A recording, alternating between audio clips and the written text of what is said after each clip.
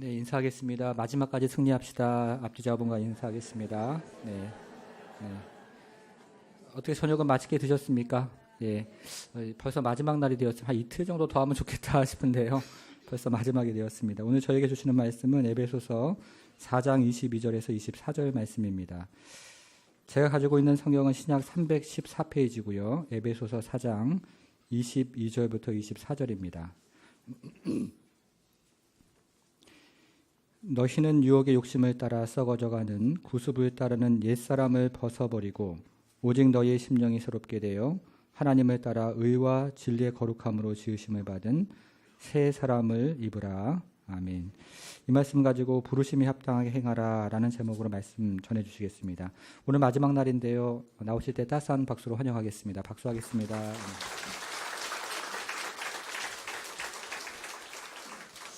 예, 오늘 이제 벌써 마지막 날입니다. 마지막 날인데, 저희들이 오늘 에베소서 이제 4장부터 말씀을 좀 나누려고 합니다.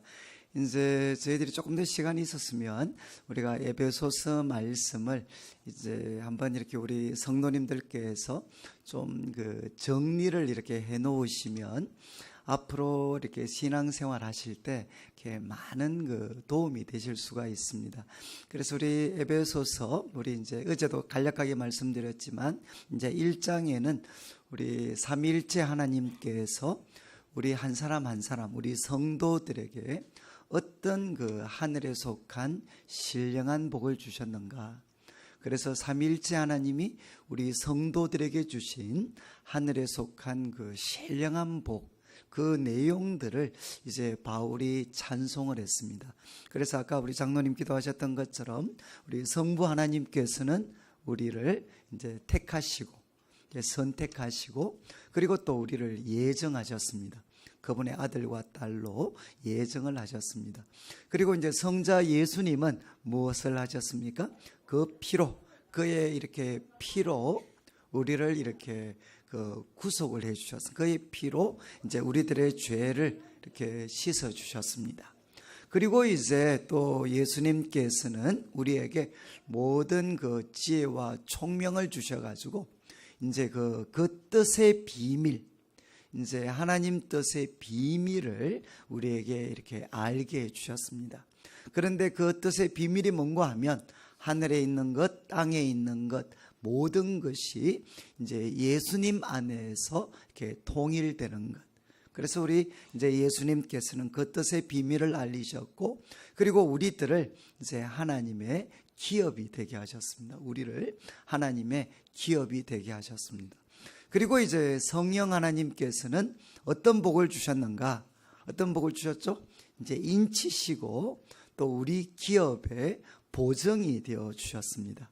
그래서 이렇게 하늘에 속한 신령한 복을 주셨기 때문에 하나님이 기대하시는 것, 원하시는 것은 뭔가 하면 우리가 그분의 은혜의 영광을 찬송하는 것, 하나님을 이렇게 찬송하는 사람이 이렇게 되는 것입니다. 그러니까 저는 이제 우리 성도님들께서 이번 부흥회를 마치시고 나면 그래도 다시 한번 이렇게 좀 찬송이 이렇게 회복이 되실 수 있는 그런 일들이 있으면 좋겠습니다. 그리고 이제 바울이 1장 후반부에서는 이렇게 기도를 했습니다. 기도. 첫 번째 기도가 뭐라고 했죠? 지혜와 계시의 영을 주십시오. 그래서 이렇게 기도하면 좀 있어 보이잖아요. 하나님 지혜와 계시의 영을 주셔가지고 하나님을 체험적으로 알게 해 주십시오. 그리고 또 두 번째 기도의 제목은 마음의 눈을 밝혀 주십시오. 우리 마음의 눈을 밝혀 주셔가지고 하나님이 왜 우리를 부르셨는지, 그리고 하나님이 우리들을 위해서 준비하고 계시는 기업이 있습니다. 성도들을 위해서 준비하고 계시는 기업이 있는데 그 기업의 영광이 얼마나 풍성한지, 그러니까 저는 좀 쉽게 성도님들이 이해하시도록 하나님이 우리를 위해서 준비하고 계신 그 미래가 얼마나 영광스러운가 하는 것을 알게 해주시고, 세 번째는 이제 믿는 우리 성도들에게 우리 이제 하나님의 힘을 따라서 우리 성도들에게 믿기만 하면 믿는 성도들에게 베풀어 주시는 하나님의 능력이 얼마나 큰가. 그러니까 이번에 이제 이 부흥회를 통해서 다시금 우리 성도님들이 하나님을 믿게 되면 우리 성도들이 그 믿음을 통해서 역사하시는 하나님의 능력, 그 능력이 얼마나 큰가 하는 것을 알게 해달라, 이렇게 바울이 기도를 했습니다. 그런 다음에 이제 이런 말씀은 하나 기억을 하시면 좋을 것 같은데 1장 마지막 절을 한번 보시면 좋겠습니다. 이제 1장 마지막 절은 이제 하나님의 능력이 얼마나 큰지 알게 해달라, 그러면서 하나님의 능력이 누구한테 나타났는가 하면 예수님한테 나타났다. 예수님. 근데 예수님께 나타나니까 예수님은 세상의 모든 죄를 짊어지시고 십자가에 죽으셨습니다. 그리고 그분이 부활하지 못하도록 모든 어둠의 권세가 지키고 있었지만 하나님의 능력이 예수님 안에 역사하니까 예수님이 다시금 살아나셨습니다. 그리고 하나님은 그를 일으키셨고 그리고 하나님 보좌 우편에 앉히셨습니다. 그래서 이 세상의 모든 무릎이 예수님 앞에 꿇도록 그렇게 하나님께서 예수님을 영광스럽게 하셨어요. 그래서 하나님의 능력이 얼마나 큰가 하면 세상의 모든 죄를 짊어지시고 십자가에 죽으셔서 어쩌면 지옥에서도 가장 밑바닥까지 떨어지셨을 수 있죠. 그리고 모든 어둠의 권세가 예수님의 부활을 막고 있었습니다. 그런데 가장 밑바닥까지 떨어지셨던 우리 예수님, 거기에 하나님의 능력이 임하니까 이분이 살아나셨고 또 일으키심을 받으셔서 가장 높은 곳까지 하나님이 그를 앉히셨습니다. 가장 밑바닥에서 가장 높은 곳까지 예수님을 앉히셨죠. 이게 무엇이 가능하게 했습니까? 하나님의 능력이 이 일을 가능하게 했다는 겁니다. 그래서 이제 이 하나님의 능력이 예수님께 역사해서 예수님은 교회의 머리가 되셨습니다. 만물 위에 교회의 머리로 하나님께서 예수님을 세우셨는데 23절 말씀, 이제 이거는 교회에 대한 정의니까 교회는 뭐라고 했습니까? 교회는 그의 몸이다. 그리스도의 몸이다.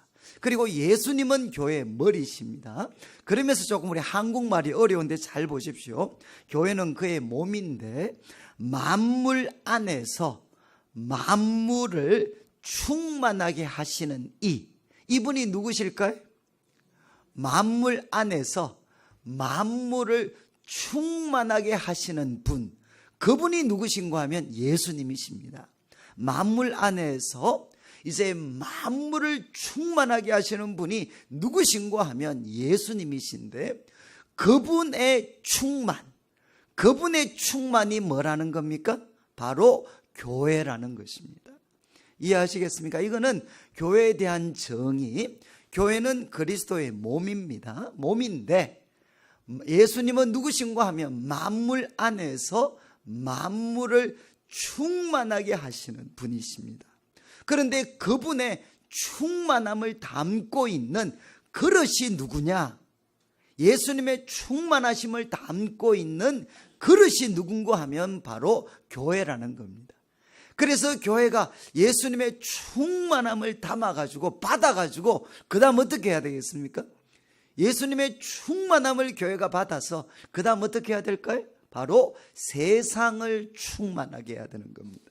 하나님의 진리와 하나님의 가장 좋은 것으로 가득 채워져서 이것을 가지고 세상을 충만하게 해야 되는 공동체가 누구냐? 바로 교회라는 거죠. 교회. 그래서 이제 우리 주일날 예배 드리는 시간, 그리고 이와 같은 부흥회 때 어떤 일이 일어날까요? 바로 우리 성도님들 가운데 만물 안에서 만물을 충만하게 하고 계시는 그 예수님의 충만함을 우리가 담는 시간입니다. 그러니까 주일날 예배를 드릴 때는 가장 역사적인 순간이죠. 예수님이 그분의 충만하심을 몸인 교회 성도들에게 지금 부어주시는 겁니다. 그래서 이 충만함을 받아가지고 이제 우리 가정에 가서, 일터에 가서, 세상에 가서 이 예수님의 충만함을 갖고 세상을 충만하게 만드는 사람, 그들이 누군가 하면 바로 교회라는 것입니다. 그래서 이제 사도 바울은 1장에서 하나님께서 주신 하늘에 속한 모든 신령한 복, 그리고 이제 기도를 했습니다. 그리고 이제 2장에 와서는 우리가 첫째 날 말씀드린 것처럼 하나님은 예수님을 통해서 어떤 일을 하셨죠? 바로 허물과 죄로 죽었고 노예였고 본질상 진노의 자녀였던 우리를 이제 은혜로 구원하시고 하나님의 걸작품이 되게 하셨습니다. 우리는 이제 예수님 안에 있는 사람입니다. 예수님과 연합된 사람입니다. 그래서 우리는 누구냐? 앞으로 하나님의 걸작품이 될 사람들입니다. 하나님은 예수님을 통해 새 사람이 되게 하셨습니다. 그리고 두 번째, 하나님은 예수님을 통해 어떤 일을 하셨습니까? 새로운 공동체, 교회를 세우셨습니다. 그런데 교회가 가지는 가장 중요한 그 특징적인 모습이 뭔가 하면 인간이 만든 차별의 벽이 있습니다. 유대인과 이방인, 이 세상에서는 절대로 하나 될 수 없는 철천지 원수와 같았던 사람들도 이제는 예수님이 평화가 되셔서 그 중간에 막힌 담을 다 물어버리셨습니다. 그래서 교회는 어떤 곳이죠? 인간이 만든 모든 차별의 벽들이 다 무너지고 모든 사람이 예수님을 자랑하고 그리고 예수님을 머리로 순종하면서 하나가 된 공동체, 이게 바로 교회라는 것입니다. 그래서 이제 하나님께서는 예수님을 통해 새 사람, 그리고 새로운 공동체, 교회를 세우셨습니다. 그리고 어제 나누었던 이제 3장에는 우리가 헌신에 대해서 나누었습니다. 바울은 이제 그리스도 예수의 일로 이방인들 섬기다가 그는 지금 감옥에 갇혀 있습니다. 그런데 그가 이렇게 철저히 헌신할 수 있었던 이유는 뭔가 하면 그는 그리스도의 비밀을 깨달았습니다. 예수님 안에서 이제는 유대인들뿐만 아니라 이방인들도 하나님의 자녀, 하나님의 백성이 될 수 있는 길이 열리게 됐습니다.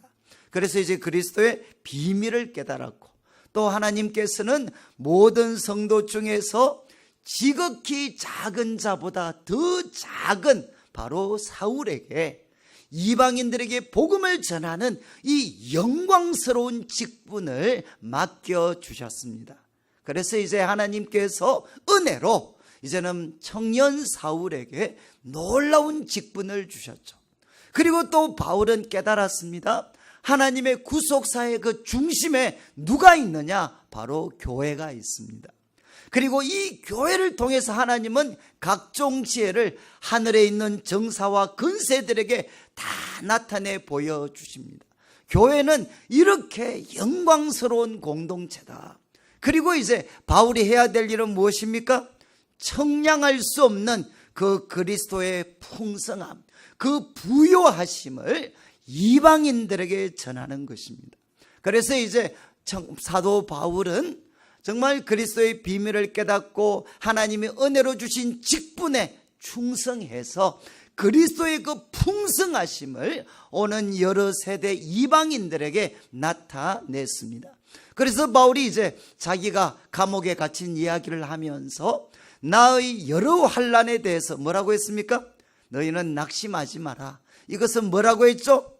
이것은 너희의 영광이다. 내가 너희들 때문에 고생하는 이 여러 환난, 고생, 이거 너 낙심하지 마라. 이것은 너희의 영광이다.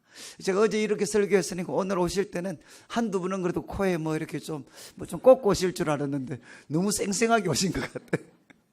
그래서 이제 바울이 교회를 섬기다가 교회를 섬기는 일에 헌신한 성도들을 위해서 세 가지 기도를 드렸습니다. 뭘 드렸죠? 첫 번째는 속 사람을 강건하게 해 주십시오. 하나님의 능력을 쫓아 그 성령을 통해서 속 사람을 강건하게 해 주십시오. 그리고 두 번째는 믿음으로 정말 그리스도께서 나와 함께 하신다는 것 확신할 수 있도록 해 주십시오. 그리고 세 번째, 어디에 뿌리를 내려야 됩니까? 사랑 가운데 뿌리가 내리고 터가 굳어져서 지식에 넘치는 그리스도의 사랑을 알아가지고, 그때 우리가 지식에 넘치는 그리스도의 사랑을 알게 되면 하나님의 모든 충만하신 것으로 우리가 충만하게 됩니다. 이제 바울은 이렇게 세 가지를 기도를 했습니다. 여기까지가 뭔가 하면 에베소서의 전반부입니다. 전반부. 이제 4장부터 우리 6장까지는 우리 그리스도인들이 어떻게 살아야 되는가 하는 것을 바울이 가르치고 있습니다. 그래서 제가 이제 시간이 허락하는 것만큼 제가 좀 말씀을 드리겠는데, 4장 1절을 한번 보십시오. 4장 1절, 주 안에서 갇힌 내가 너희를 권한다. 그러면서 뭐라고 했느냐? 너희가 부르심을 받은 일에 합당하게 행해라. 너희는 부르심을 받았다는 거죠. 너희가 부르심을 받은 일에 합당하게 행해라. 이거는 다른 말로 하면 너희가 부르심을 받았습니다. 어떤 사람으로 부르심을 받았습니까? 하늘에 속한 모든 신령한 복을 받은 사람으로, 그리고 하나님의 걸작품으로, 그리고 영광스러운 교회 당당한 구성원으로, 그리고 청량할 수 없는 그리스도의 풍성함을 옳은 여러 세대에 나타낼 사람으로 하나님은 우리를 불러주셨습니다. 그렇다면 우리 그리스도인은 어떻게 살아야 되느냐? 그 부르심에 합당하게 행한다는 말은 어울리게 살아라. 하나님이 우리를 부르신 그 부름에 어울리게 살아가야 된다. 이 당시는 누가 세계를 지배했을 때인가 하면 로마가 세계를 이렇게 지배했을 때입니다. 그래서 예를 들면 빌립보에 있는 사람들도 있잖아요. 그 중에 로마 시민권을 가진 사람들이 있었습니다. 그러면 그 사람들은 빌립보에 있으면서도 무엇을 자랑했느냐? 나는 로마 시민이기 때문에 나는 어떻게 살 거냐? 로마 시민답게 살 거다. 이렇게 이야기했어요. 그런데 바울이 빌립보에서 뭐라고 했느냐? 야, 우리들의 시민권은 로마 정도가 아니야. 우리들의 시민권은 하늘에 있어, 하늘에. 그러니까 하늘의 시민답게 살아야 돼. 이렇게 바울은 빌립보 교회 성도들에게 이야기를 했습니다. 같은 뜻이죠. 우리 그리스도인들은 어떻게 살아야 되느냐? 부르심에 어울리게 살아가야 됩니다. 그런데 이제 오늘 이거는 기억하셔야 됩니다. 내가 이제 예수 믿고 성도로서 어떻게 살아야 되느냐? 첫 번째가 뭐겠습니까? 2절부터 우리 6절까지 말씀인데, 3절 마지막을 보시죠. 3절 마지막, 평안에 매는 줄로 성령이 하나 되게 하신 것을 힘써 지키라. 여러분, 우리 성도들이 해야 될 첫 번째 일은 무엇이냐? 그것은 하나됨을 지키는 것입니다. 성령이 하나 되게 하신 것을 힘써 지켜야 된다. 그런데 어떻게 지킬 수 있느냐? 모든 겸손과 온유로 해라. 온유. 여러분, 겸손은 뭐죠? 우리 성경에서는 겸손은 뭔가 하면 자기보다 남을 낮게 여기는 겁니다. 자기보다 남을 낮게 여기는 것, 이게 겸손입니다. 그래서 각각 자기 일을 돌아볼 뿐더러 각각 다른 사람들의 일을 돌아볼 줄 아는 것, 이게 겸손입니다. 좀 죄송하지만 제가 이제 부흥회 강사로 왔으니까 제가 이렇게 우리 집사님께서 저를 운전해 주셔서 들어오고 이래 하면 어떻게 하죠? 이렇게 우리 주차하시는 분들은 이런 분들이 아주 이렇게 신경을 써주셔요. 신경을. 그렇죠. 이렇게 아주 저의 일, 저와 관계되는 일을 이렇게 아주 신경을 많이 써주십니다. 이유가 뭔가 하면 제가 부흥회 강사로 왔기 때문에 그렇죠. 그런 것처럼 여러분, 우리가 옆에 있는 성도들이 저분들을 더 낮게 여기면 어떤 일이 생기겠습니까? 저분들의 입장, 저분들의 일을 내가 먼저 생각해 주게 된다는 겁니다. 이게 뭔가 하면 바로 겸손이라는 거죠. 여러분, 교회 하나됨은 어떻게 지킬 수 있느냐? 사도 바울은 첫 번째가 겸손이다. 겸손. 각각 자기보다, 이건 꼭 외우셔야 돼요. 이거는 최소한 각각 자기보다 남을 낮게 여기는 겁니다. 그리고 이제 그래서 자기 일보다 자기 입장이나 자기 이익보다 다른 사람의 입장, 다른 사람의 이익을 먼저 돌아보는 것, 이게 뭔가 하면 바로 겸손입니다. 그리고 이제 겸손 다음에 우리 경상도 사람들이 제일 못하는 게 뭐겠습니까? 모든 겸손과 온유로 하고, 이 온유는 뭐겠습니까? 아주 이렇게 나이스하고 아주 젠틀한 겁니다. 그러니까 아주 이렇게 좀 상냥하고 친절한 겁니다.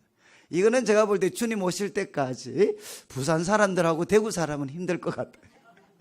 저는 처음 우리 대구 지역도 보면 뭐 노상 그런 이야기 하죠. 뭐 저희들 보고 틱틱거리면서 이제 오래 살면 한 20, 30년 살면 이해가 되는데 매일 틱틱거려.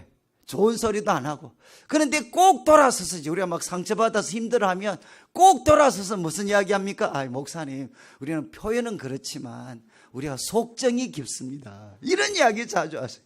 그러면 이제 우리 집 사람은 뭐 서울 사람이니까 속정이 있는지 없는지 어떻게 아냐 지금. 여러분, 우리 이렇게 이 경상도 쪽 사람들은 전반적으로 이렇게 온유하지를 않아요. 그냥 이 한마디를 해도 굉장히 이렇게 크고 좀 와일드하고 좀 억세게 그렇게 이제 표현을 합니다. 그런데 사도 바울이 이야기했습니다. 이제 우리 성도들이 하나됨을 지키려면 첫 번째는 겸손하셔야 됩니다. 그리고 두 번째는 이제 온유하셔야 돼요. 조금 부드러우셔야, 좀 부드러우셔야 돼요. 그리고 이제 세 번째 뭐라고 했느냐? 오래 참음으로 사랑 가운데 용납해라.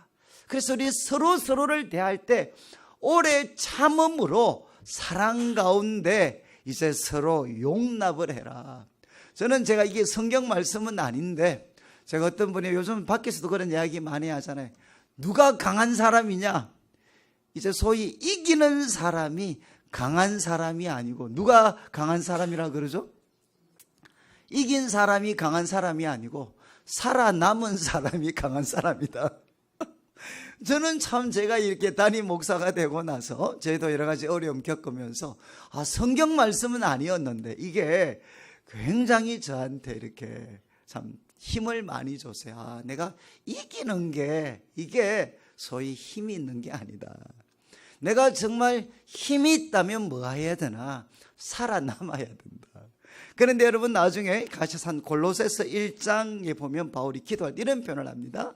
하나님의 모든 능력으로 우리를 능하게 해 주셔서, 하나님 우리에게 능력을 주십시오. 능하게 해 주셔서 그 다음 뭐가 나오느냐? 우리 하나님께 능력 받으면 뭡니까? 능력 받으면 소위 병자를 고치고 막 이런 게 아니고요. 하나님의 그 모든 능력으로 능하게 해 주시면 어떤 일이 생기느냐? 기쁨으로 오래 참음과 견딤에 이르게 됩니다. 여러분, 하나님께 능력 받으면 무엇을 할 수 있나? 기쁨으로 오래 참을 수 있고 그리고 견딜 수가 있습니다. 정말 능력 있는 사람은 무엇 하느냐? 소위 말해서 이렇게 기쁨으로 오래 참고 견딜 수 있는 사람이죠. 지금 바울이 이야기합니다. 교회가 하나됨을 우리가 지키려면 거기에는 겸손과 온유가 있어야 되고, 그 다음에 뭐가 있어야 되느냐? 오래 참음으로 사랑 가운데 용납합니다. 여러분, 이제 이거는 우리 부모님들 생각하시면 다 똑같잖아요. 우리 부모님들은 자식들을 정말 사랑하잖아요. 그래서 무엇하죠?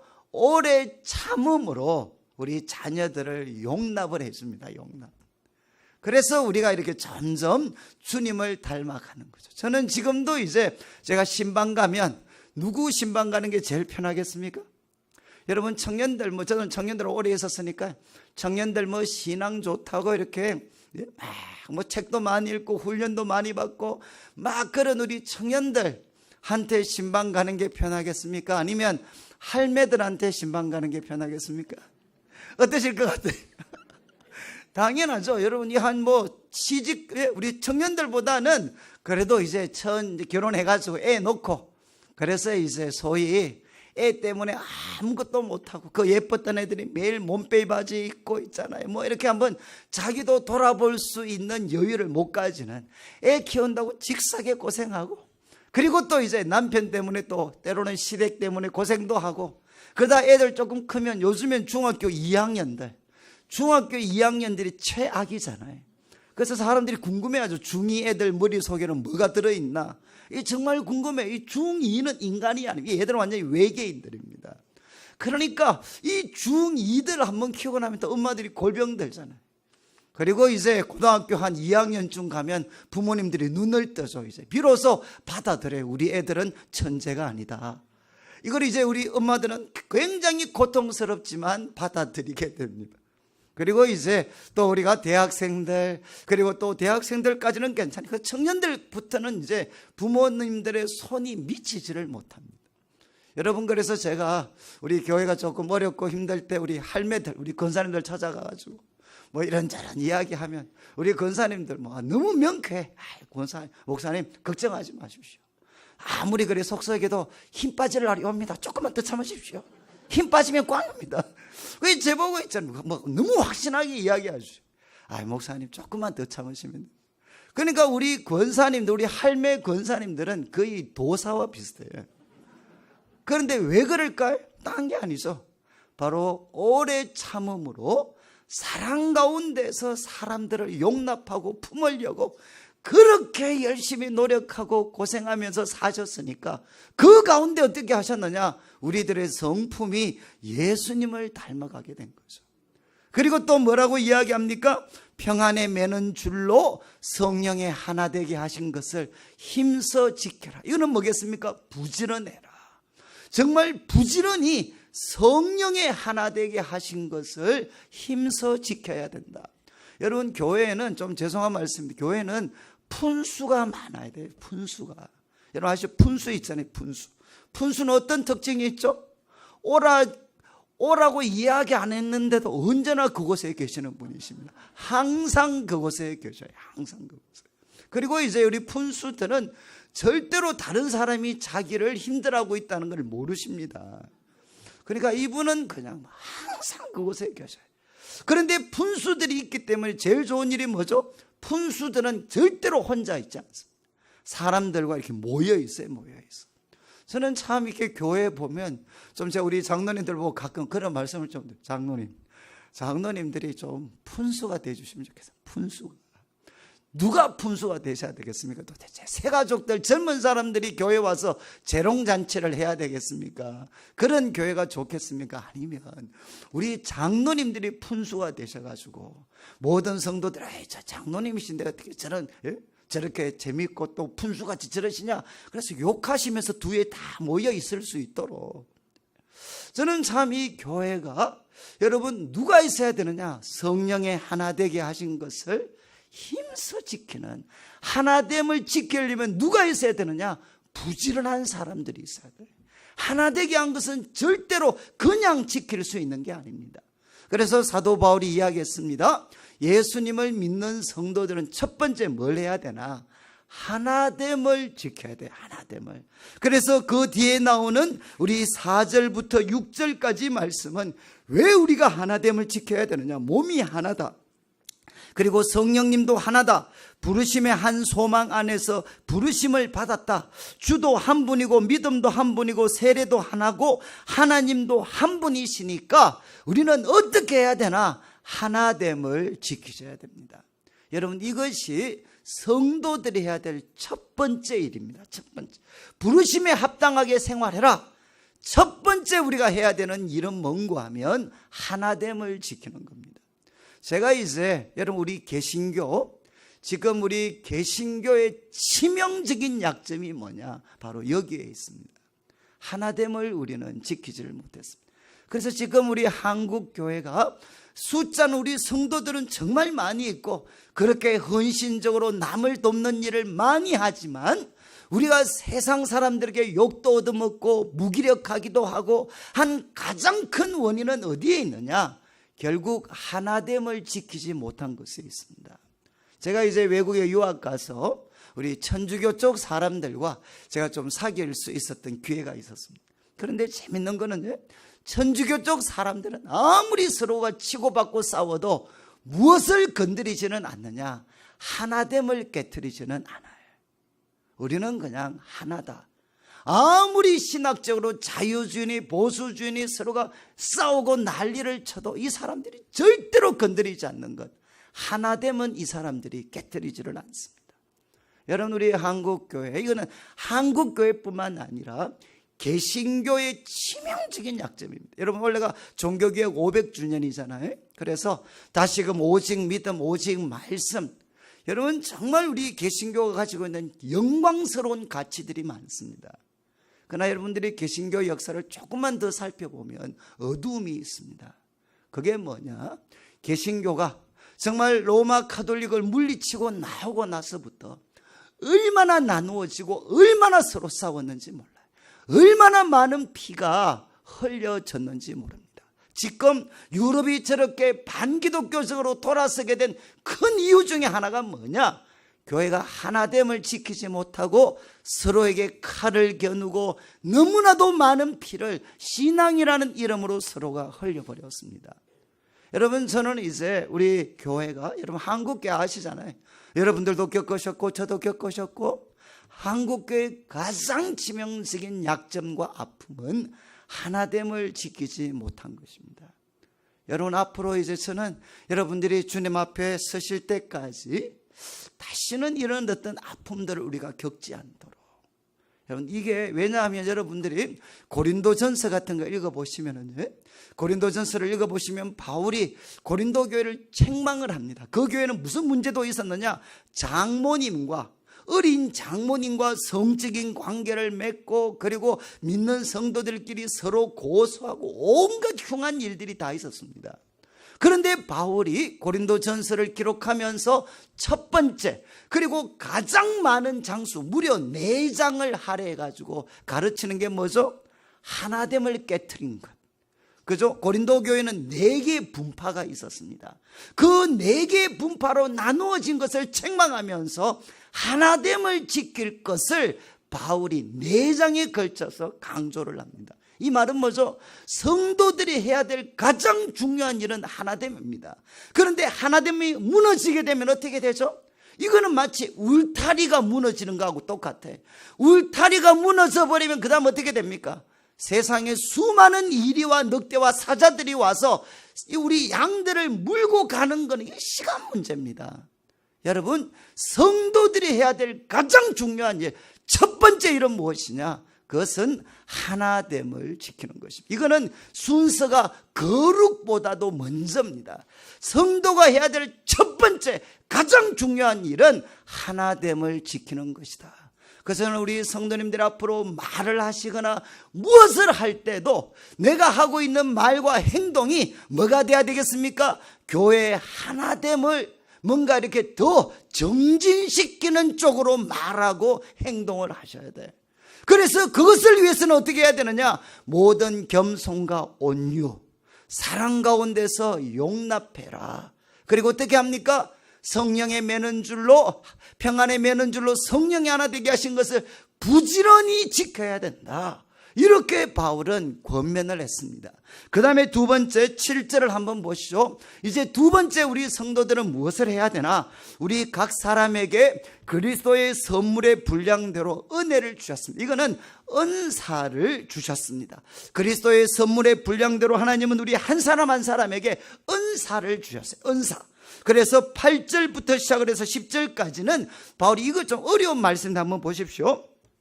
그러므로 이러기를 그가 위로 올라가실 때 사로잡혔던 자들을 사로잡으시고 사람들에게 선물을 주셨다 하였도다. 올라가셨다 하였은즉 땅 아래 내려온 것이 땅 아래 낮은 곳으로 내리셨던 것이 아니면 무엇이냐? 내리셨던 그가 곧 모든 하늘에 오르신 자니 이는 만물을 충만하게 하려 하십니다. 굉장히 어려운 말씀이죠.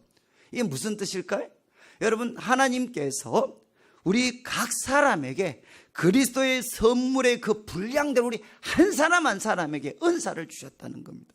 그런데 이것은 마치 무엇과 같으냐? 8절에 그가 위로 올라가실 때, 이게 무슨 뜻인가 하면 예수님이 이제는 십자가의 죽으심과 부활을 통해서 결국은 마귀의 권세를 짓밟으셨습니다. 그래서 그가 짓밟으시고 승리하신 거예요. 이제는 개선장군이 되셔서 위로 올라가십니다. 승리하셔서 개선장군이 되셔서 올라가실 때 사로잡혔던 자들, 이건 누굴까요? 폐잔병들이죠. 패배한 자들을 포로로 끌고 가십니다. 그래서 패배했던 자들은 포로로 끌고 가시고 대신 사람들에게, 이건 누굽니까? 바로 예수님 편에 섰던 사람들에게는 선물을 주셨어요. 선물. 그런데 이 선물이 바로 무엇이냐? 바로 우리 한 사람 한 사람에게 주신 은사라는 것입니다. 여러분, 이제 은사에 대한 이유, 오늘 시간이 없기 때문에 다 말씀드릴 수는 없는데 꼭 기억하셔야 돼요. 은사는 무엇이냐? 승리하신 그리스도께서 우리 한 사람 한 사람에게 나누어 주신 전리품입니다. 전리품. 여러분 한번 보시죠. 전쟁에 나가서 승리를 해가지고 예를 들면 전리품으로 땅을 주셨을 수도 있습니다. 아니면 큰 물질을 줬을 수도 있습니다. 그러면 여러분, 그 승리하신 왕이 바로 우리에게 주신 땅과 물질을 우리가 볼 때마다 무엇을 생각할 수 있죠? 바로 그분은 누구시냐? 승리하신 분이십니다. 우리 예수님은 누구시냐? 패배하신 분이 아니시고 승리하신 분이십니다.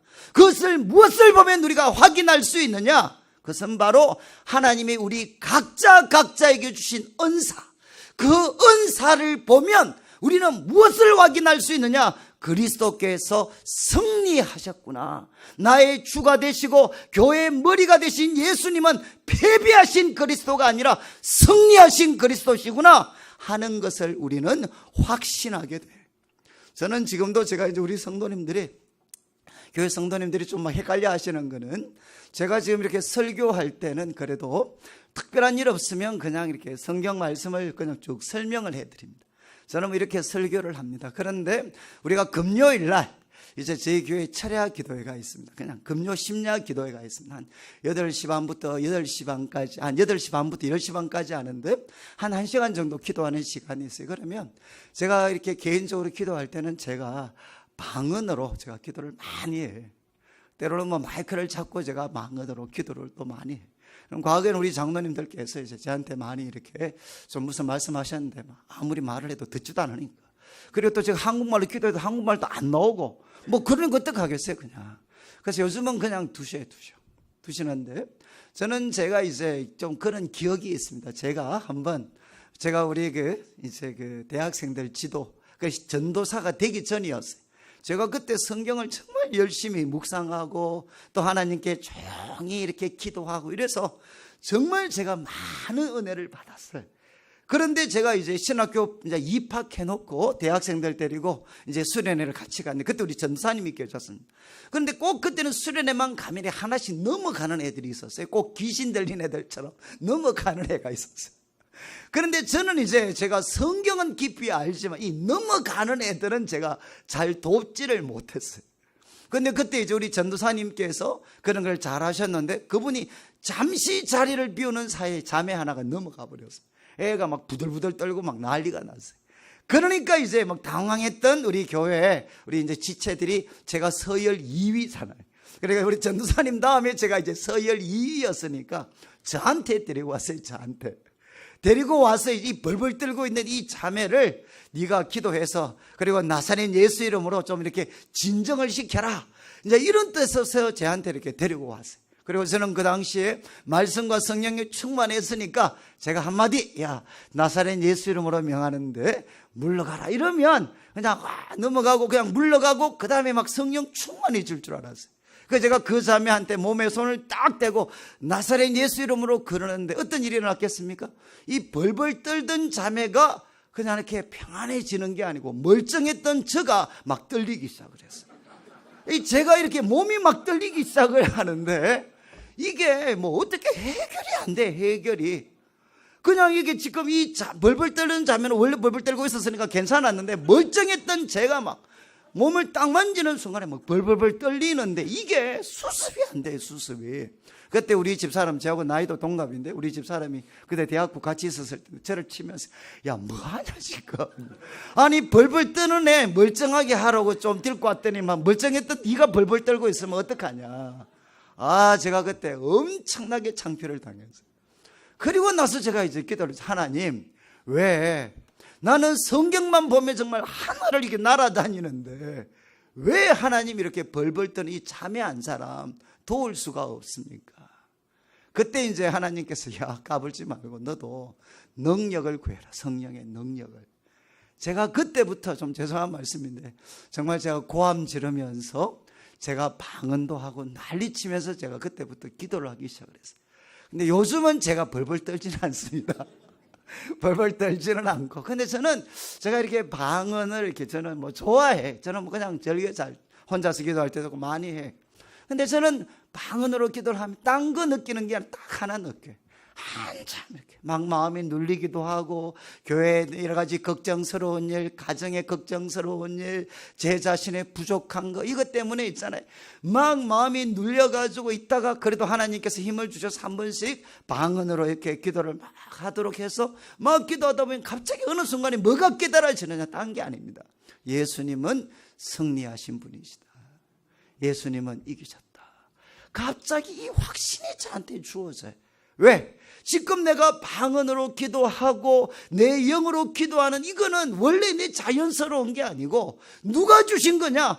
부활하신 주님이 주신 전리품인데 지금 내가 이것 보면 뭘 확인할 수 있나? 바로 예수님은 승리하신 분이십니다. 이기신 분이십니다. 그러면 뭐가 믿어지죠? 그 승리하신 그리스도가 나를 절대로 놓지 않으시겠구나. 그리고 그 승리하신 그리스도께서 우리 자녀들을 끝까지 지키시고 마침내는 승리하도록 그분이 만드시는구나. 그리고 우리 교회에 수많은 부족한 것 문제가 있다 할지라도 교회의 머리가 되시는 예수님은 승리하신 그리스도십니다. 그 그리스도가 우리 교회를 마침내 승리의 길로 인도하시겠구나. 이런 확신들이 제 마음속에 막 솟아나기 시작하는 거죠. 사랑하는 성도님들, 이거는 꼭 방언 같은 은사만이 아니라 하나님이 우리 한 분 한 분에게 하나님께서는 놀라운 은사를 주셨어요. 선물을 주셨어요. 그래서 그 선물은 무엇이냐? 부활하신 주님, 승리하신 주님이 교회 성도들에게 나누어 주신 전리품입니다. 전리품. 자, 그런데 이제 그 다음 11절을 보시죠. 바울은 특별히 어디에 집중을 하느냐? 가르치는 은사에 대해서 집중을 합니다. 고린도전서를 보면 거기에는 병 고치는 은사, 방언, 통역, 영분별하는 거, 이런 은사에 대해서도 이야기하지만 바울은 최소한 이 에베소서에서는 어디에 집중을 하느냐? 여러분, 많은 귀한 은사가 있지만 그 중에 또 귀한 은사가 무엇이냐? 그것은 바로 말씀을 가르치는 은사입니다. 그래서 11절, 그가 어떤 사람은 사도로, 어떤 사람은 선지자로, 그리고 어떤 사람은 복음 전하는 자로, 어떤 사람은 목사와 교사로 삼으셨습니다. 하나님은 교회, 특별히 말씀을 가르치고 선포하는 사람들, 우리 주님이 세우셨다는 거죠. 그들은 누구냐? 승리하신 그리스도의 전리품들입니다. 그런데 하나님께서 이런 말씀을 전하는 자를 세우셨는데 이제 12절을 보셔야 됩니다. 하나님께서 우리에게 말씀을 전하는 은사, 또 여러 은사를 주신 분들, 그들에게 은사를 주신 목적이 뭐냐? 12절에 이는 성도를 온전하게 하여, 이 온전하게 한다는 말은 성도들을 잘 준비시켜서, 성도들을 잘 준비시켜서 봉사의 일을 하게 한다. 이거는 뭔가 하면은 예수님을 잘 섬기는 사람이 되게 하는 것. 여러분, 하나님께서 우리에게 말씀을 전하는 자를 세우셨어요. 여러 은사를 주신 분을 세우셨어요. 그 이유가 뭡니까? 우리 부산 사랑의 교회 성도들이 있다면 우리 다른 성도, 우리 모든 성도들을 잘 준비시켜서 누구를 잘 섬기는, 예수님을 잘 섬기는 그런 봉사하는 사람으로 세우고, 그래서 그리스도의 몸을 세우도록 하나님께서는 귀한 은사와 직분자들을 세워주셨다는 것입니다. 여러분이 이제 은사, 여러분 꼭 기억하셔야 돼요. 은사를 주신 목적이 뭐냐? 그것은 내가 잘 되는 게 아닙니다. 하나님 우리에게 은사를 주신 목적은 나만 잘 되는 게 아니라 나를 통해서 성도들을 잘 준비시켜주는, 하나님을 잘 섬길 수 있는 사람으로 우리 성도들을 잘 준비시켜 주라고 하나님은 우리에게 은사를 주셨어요. 그래서 주님의 몸된 교회를 잘 세우라고 하나님은 은사를 주셨습니다. 그래서 한번 13절을 보시죠. 13절 말씀은 좀 어려운데 대부분 영어 번역은 어떻게 되어 있느냐? until로 시작을 합니다. until. 여러분, 하나님이 주신 은사를 가지고 성도들을 잘 준비시켜서 하나님과 이웃을 잘 섬기는 사람들로 준비시키고, 그래서 그리스도의 몸을 세웁니다. 언제까지 우리가 이 일을 해야 되느냐? until. 언제까지냐? 그것은 우리가 다, 잘 보시죠. 우리가 다 하나님의 아들을 믿는 것과 아는 일에 하나가 되어서, 여러분, 우리가 다 하나님의 아들을 믿는 것과 아는 것에 하나가 되어서 이제는 우리 교회 공동체가 온전한 사람, 성숙한 사람이 되는 것입니다. 온전한 사람을 이루어서 그리스도의 장성한 분량, 그리스도의 그 가장 놀랍고 성숙한 분량까지, 그 분량이 충만한 데까지 누가 이르느냐? 우리가 이를 때까지, 우리가 그리스도의 장성한 분량까지 우리 모든 성도가 다 자랄 때까지 어떻게 해야 되느냐? 하나님이 주신 은사를 가지고 교회와 성도들을 잘 섬겨야 된다는 겁니다. 여러분, 그런데 이제 저는 이 13절 말씀 다시 한번 보시면은요, 저는 여기에 이렇게 되어 있습니다. 우리가 다 하나님의 아들을 믿는 것과 아는 것에 하나가 되어, 믿는 것과 아는 것에 하나가 되어, 그래서 온전한 사람을 이루어. 여러분, 참 좋은 말이잖아요. 저도 오랫동안 이 말씀을 붙잡고 기도했어요. 뭐라고 기도했느냐? 하나님, 저 하나님의 아들을 믿는 것이 있고, 그리고 내가 아는 것이 있는데 이 믿는 것하고 아는 것이 하나가 되게 해 주십시오. 그래서 저 완전한 사람, 성숙한 사람, 그리스도의 장성한 분량에까지 자라게 해 주십시오. 저 이렇게 오랫동안 기도를 했어요. 혹시 여러분들도 그렇게 생각하지 않나요? 이 말씀은 믿는 것과 아는 것이 하나가 되는 것. 그런데 원문도 그렇고 뜻은 그 뜻이 아닙니다. 믿는 것과 아는 것이 하나가 되는 게 아니고, 이 뜻은 뭔가 하면, 우리 성도님들, 제가 하나님의 아들을 믿는 것이 있고 아는 것이 있습니다. 제가 목사이기 때문에 내가 하나님의 말씀과 기도를 통해서 하나님의 아들에 대해서 믿게 된 것, 알게 된 것이 있습니다. 그렇다면 우리 여기 계시는 성도님들이 만약 제 교회 성도님들이라면 다른 거는 몰라도 내가 말씀을 전하는 사람으로서 내가 수고해야 될 목적은 뭐냐? 최소한 내가 하나님의 아들을 믿는 것, 아는 것만큼 우리 모든 성도들이 최소한 내가 믿고 아는 것만큼은 다 믿고 알 수 있도록, 바로 그런 일이 이루어질 때까지 우리는 하나님이 주신 은사를 가지고 성도들을 섬겨야 된다는 겁니다. 이해하시겠어요? 믿는 것과 아는 것이 하나가 되는 게 아니라 내가 믿는 것, 아는 것, 이거 하고 우리 성도님들이 믿는 것, 아는 것이 하나가 될 때까지, 그때까지 우리는 하나님이 주신 은사를 가지고 교회를 섬겨서 우리 성도들 한 사람 한 사람이 다 어떻게 합니까? 성숙하고 그리스도의 장성한 분량에 자랄 수 있도록 그때까지 우리는 수고하고 헌신해야 된다는 겁니다. 여러분, 그래서 교회 오시면 이러면 안 돼. 내가 그래, 나는 하나님의 아들을 아는 것, 난 이만큼 알고 있고 이만큼 믿고 있습니다. 그런데 옆에 있는 사람을 보니까 별로 잘 못 믿어요. 하나님의 아들을 믿는 것, 아는 것이 뭔가 보잘것없는 것 같아. 그래서 이제 야, 저 사람은 왜 저 모양이냐, 그러면서 때로는 그 사람들을 좀 무시할 수도 있고 때로는 좀 우리가 비난할 수도 있습니다. 정말 잘못된 거죠. 여러분, 최소한 하나님께서 우리로 하여금 하나님의 아들을 아는 것, 믿는 것이 최소한 이만큼 되게 했으면 우리는 뭐 해야 되죠? 옆에 있는 모든 성도들이 최소한 하나님의 아들을 믿는 것, 아는 것에 내가 도달한 이만큼은 모든 성도들이 다 도달할 수 있도록 우리가 수단 방법을 가리지 않고 도와줘야 된다는 겁니다. 이해하시겠습니까? 저는 이제 그래서 우리 교회가 뭐라고 할까요? 우리 앞선, 특별히 우리 제자 훈련 하시잖아요. 제자 훈련. 제자 훈련하는 제일 큰 취지가 뭐겠습니까? 먼저 우리가 하나님의 아들을 아는 것, 믿는 것에 대해서 우리가 배우는 거죠. 이만큼 배우는 거죠. 열심히 배우는 겁니다. 그 다음에 뭐 해야 됩니까? 이제는 우리 성도님들을 예를 들면 구역 모임이나 또 아니면 교사나 아니면 또 성도들의 개인적인 교제를 통해서 나보다는 믿음이 어리고 약한 사람이 있다면 최소한 내가 하나님의 아들을 아는 것, 믿는 것만큼은 이분들이 더 알고 믿을 수 있도록 그분들 도와주는 것이죠. 이게 뭐냐? 교회가 해야 될 가장 중요한 일이라는 겁니다. 저는 이제 태어나면서부터 저를 교회를 다녔기 때문에 저는 교회에서 모든 걸 다 배웠어요. 저는 초등학교 때부터 뭘 배웠느냐? 교회에서 회의 진행하는 거 배웠어요. 뭐 재직회 그리고 공동회 이런 거 친구들하고 숨어서 다 보면서 있어요.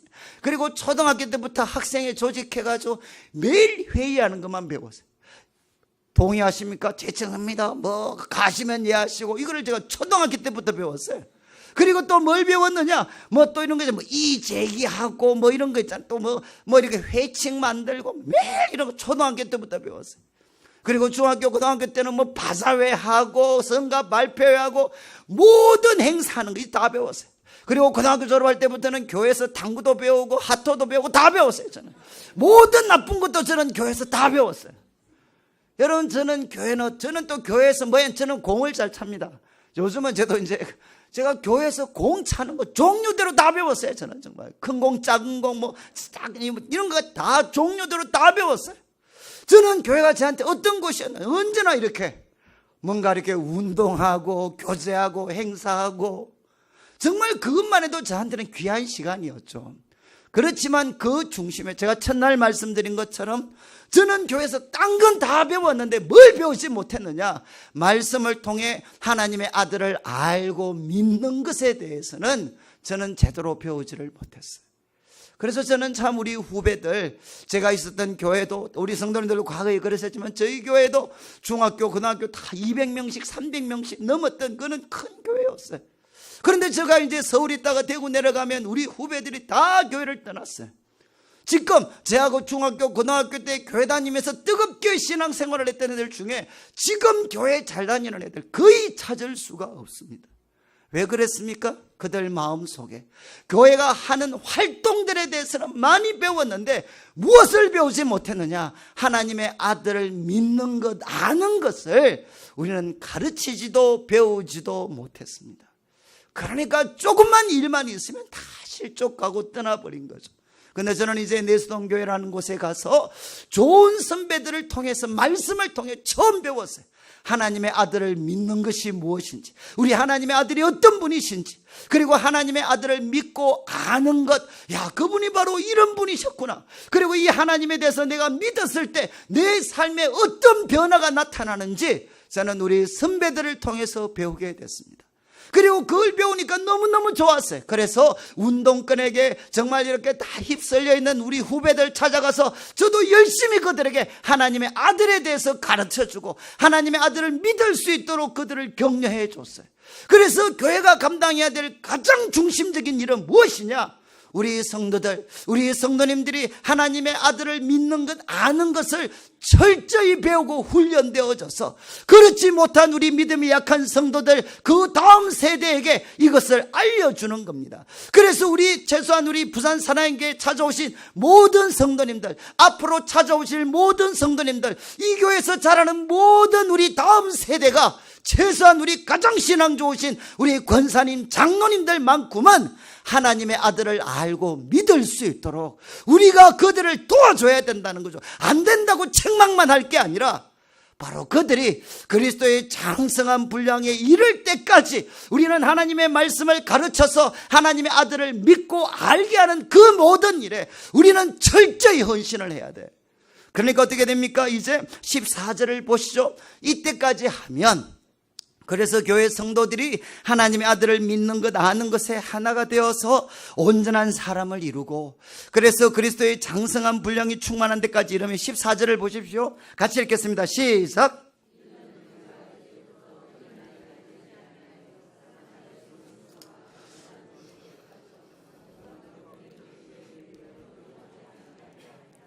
이러니까 14절에 보면 이제 목적이죠.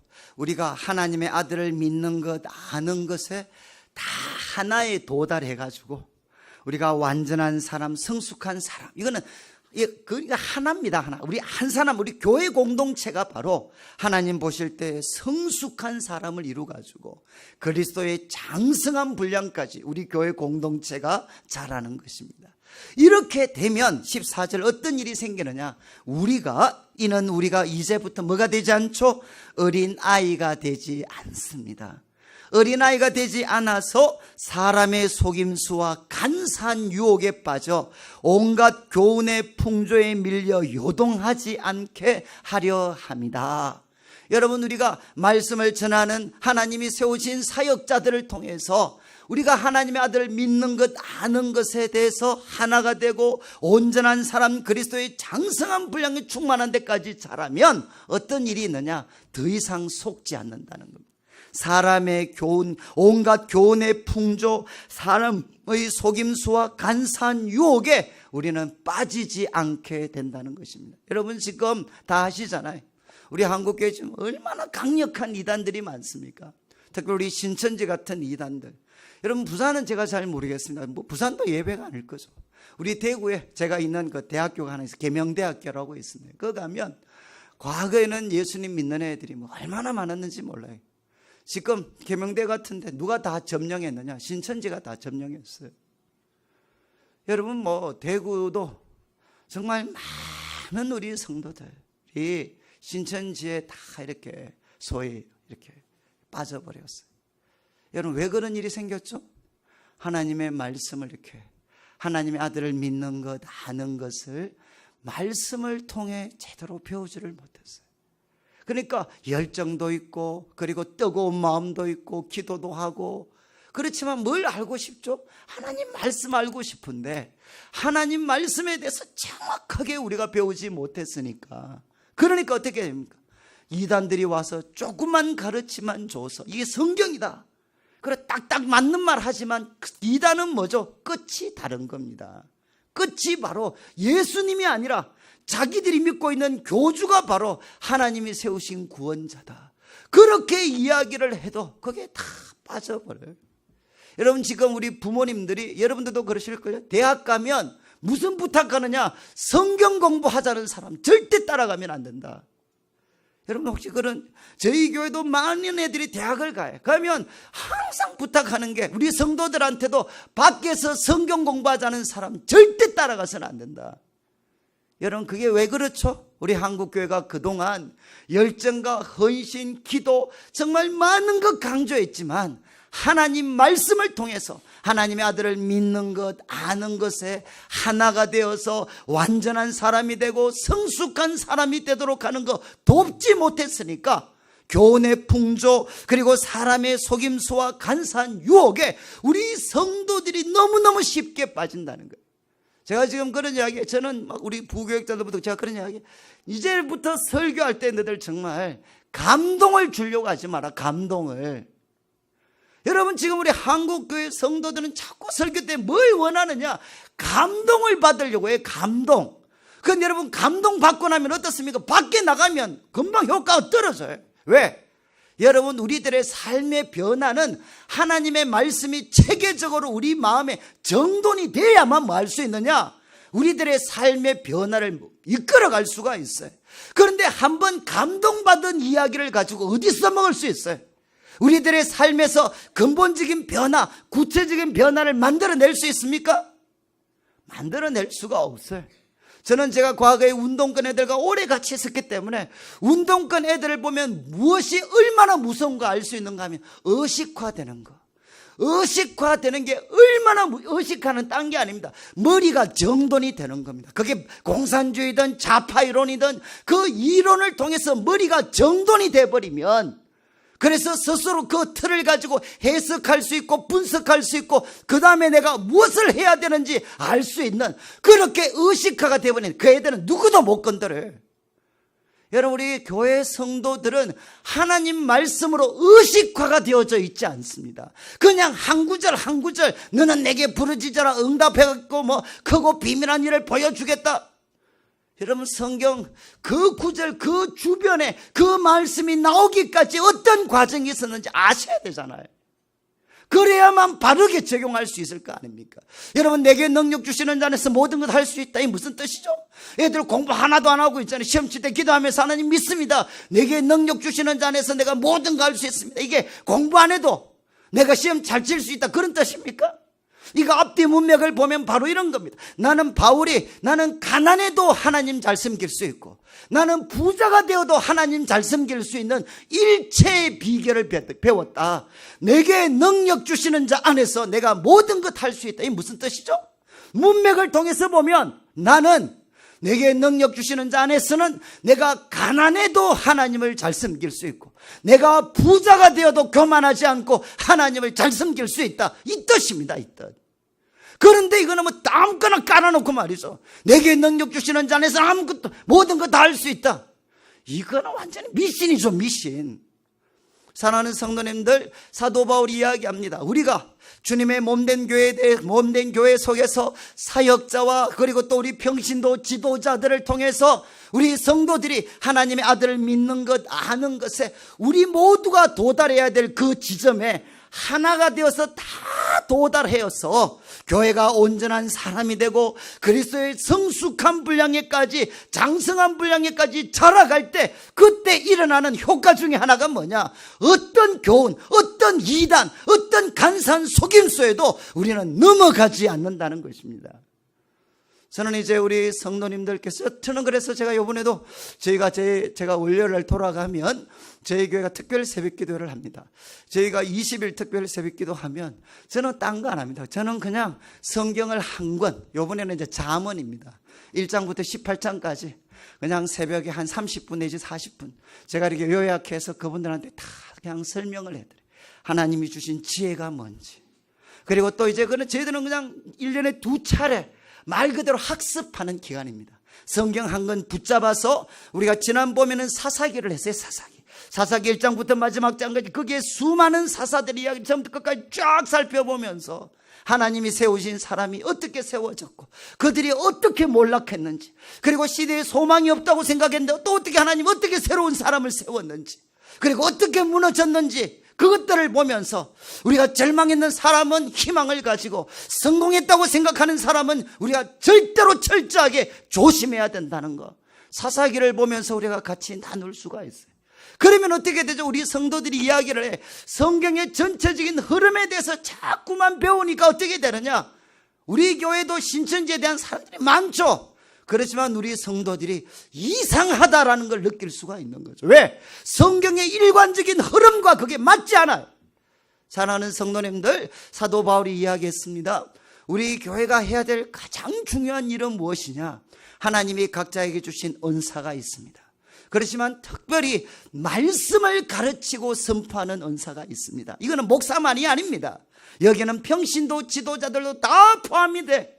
바로 이분들이 하나님의 아들을 믿는 것, 아는 것을 바르게 배워서 또 그렇지 못한 사람들을 가르치고 섬겨가지고 우리 모든 성도들이 하나님의 아들을 믿는 것, 아는 것에 하나가 도달할 때까지 우리가 최선을 다해서 헌신하고 이때 우리는 어떻게 되느냐? 사람의 간산, 속임수, 거짓 그리고 욕심에 우리가 넘어설 수가 있는 거죠. 또 하나 제가 말씀드리면 14, 15절을 보십시오.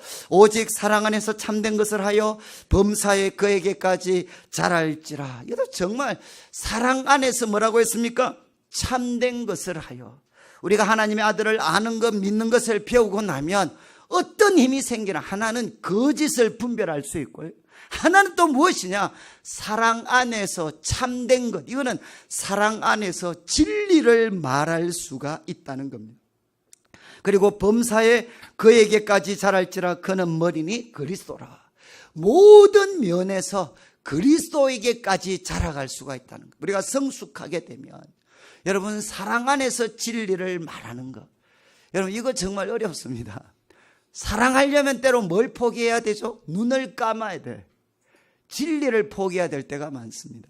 또 진리를 주장하면 우리는 무엇을 잃어버리기 쉽나? 사랑을 우리가 포기해야 될 때가 많습니다. 그래서 교회 공동체가 직면했는 가장 큰 문제 중에 하나는 어떻게 사랑과 그리고 이 진리를 통합할 수 있느냐. 여러분, 그건 언제 할 수 있습니까? 우리가 성숙해져야 할 수가 있어요. 저는 우리 청년들 중에 제가 청년들 가르쳐 보면 재밌는 일이 많아요.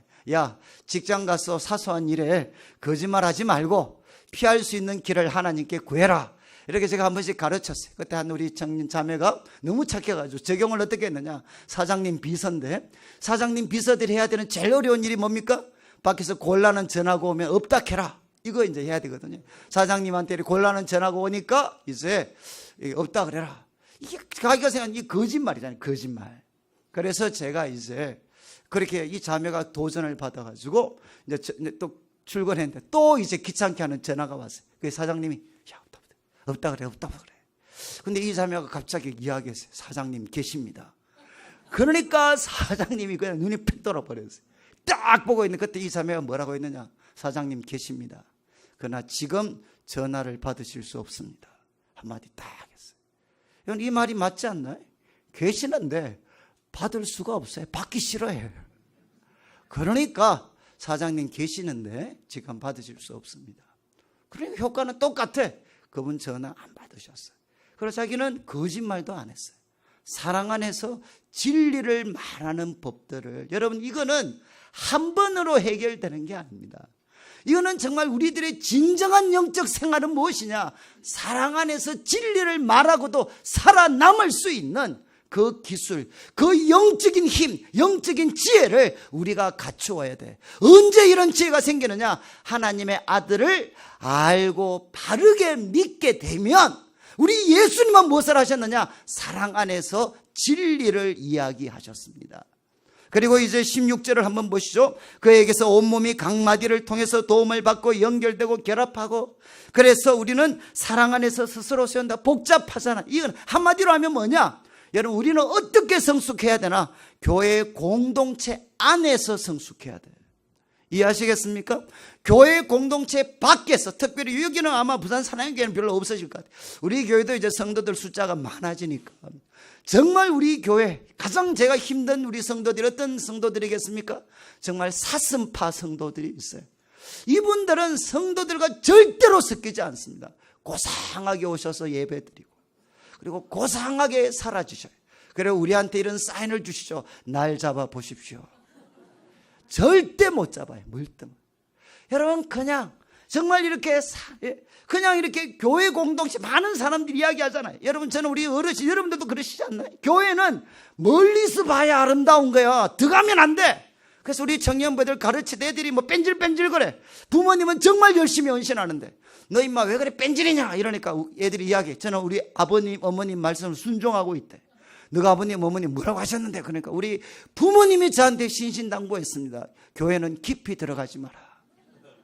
교회는 깊이 들어가면 다치니까 절대로 교회는 깊이 들어가지 마라.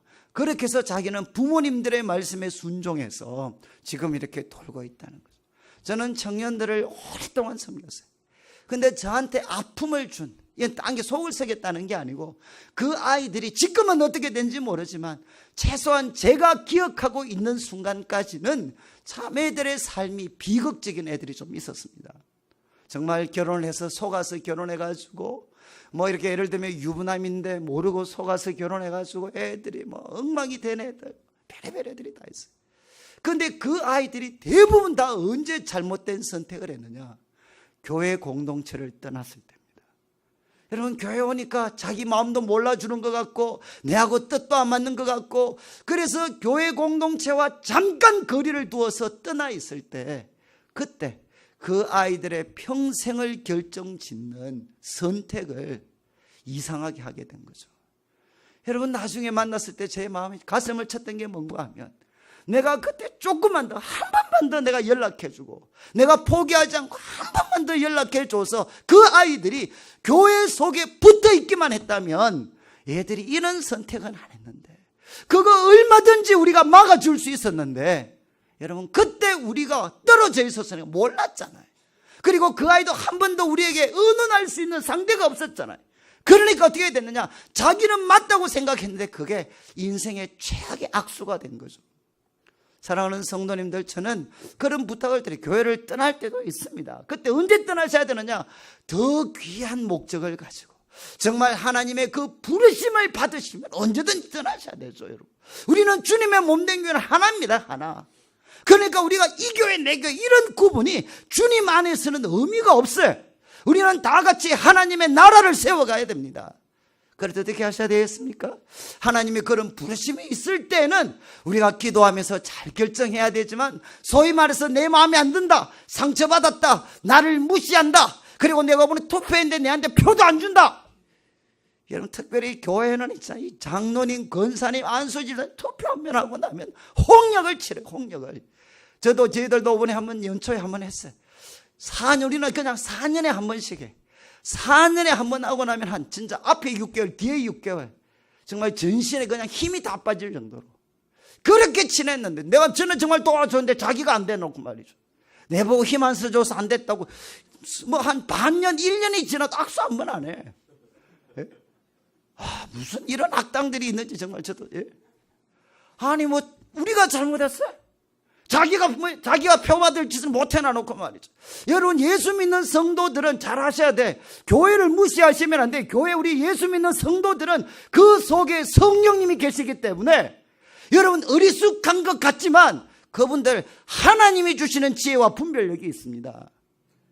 여러분, 그거 하셔야 돼. 내가 정말 하나님을 바로 하나님께 깊이 기도하고 하나님 한 분만 바로 섬기려고 기도하면 나만 아는 것 같지만 주위의 사람들이 다 알게 돼.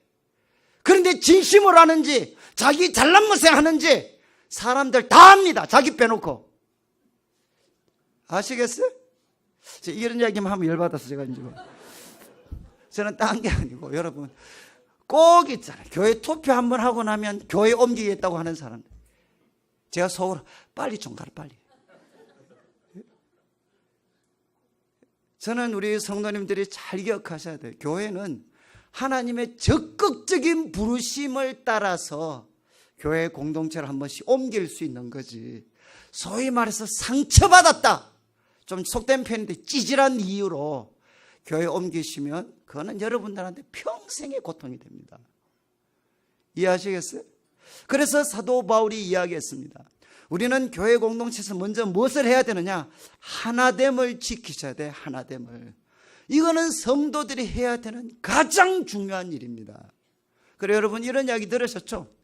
여러분 자꾸 사람들 함부로 판단하시면 안 돼. 이 유명한 이야기죠. 어떤 한 분이 버스 타고 가셨어요.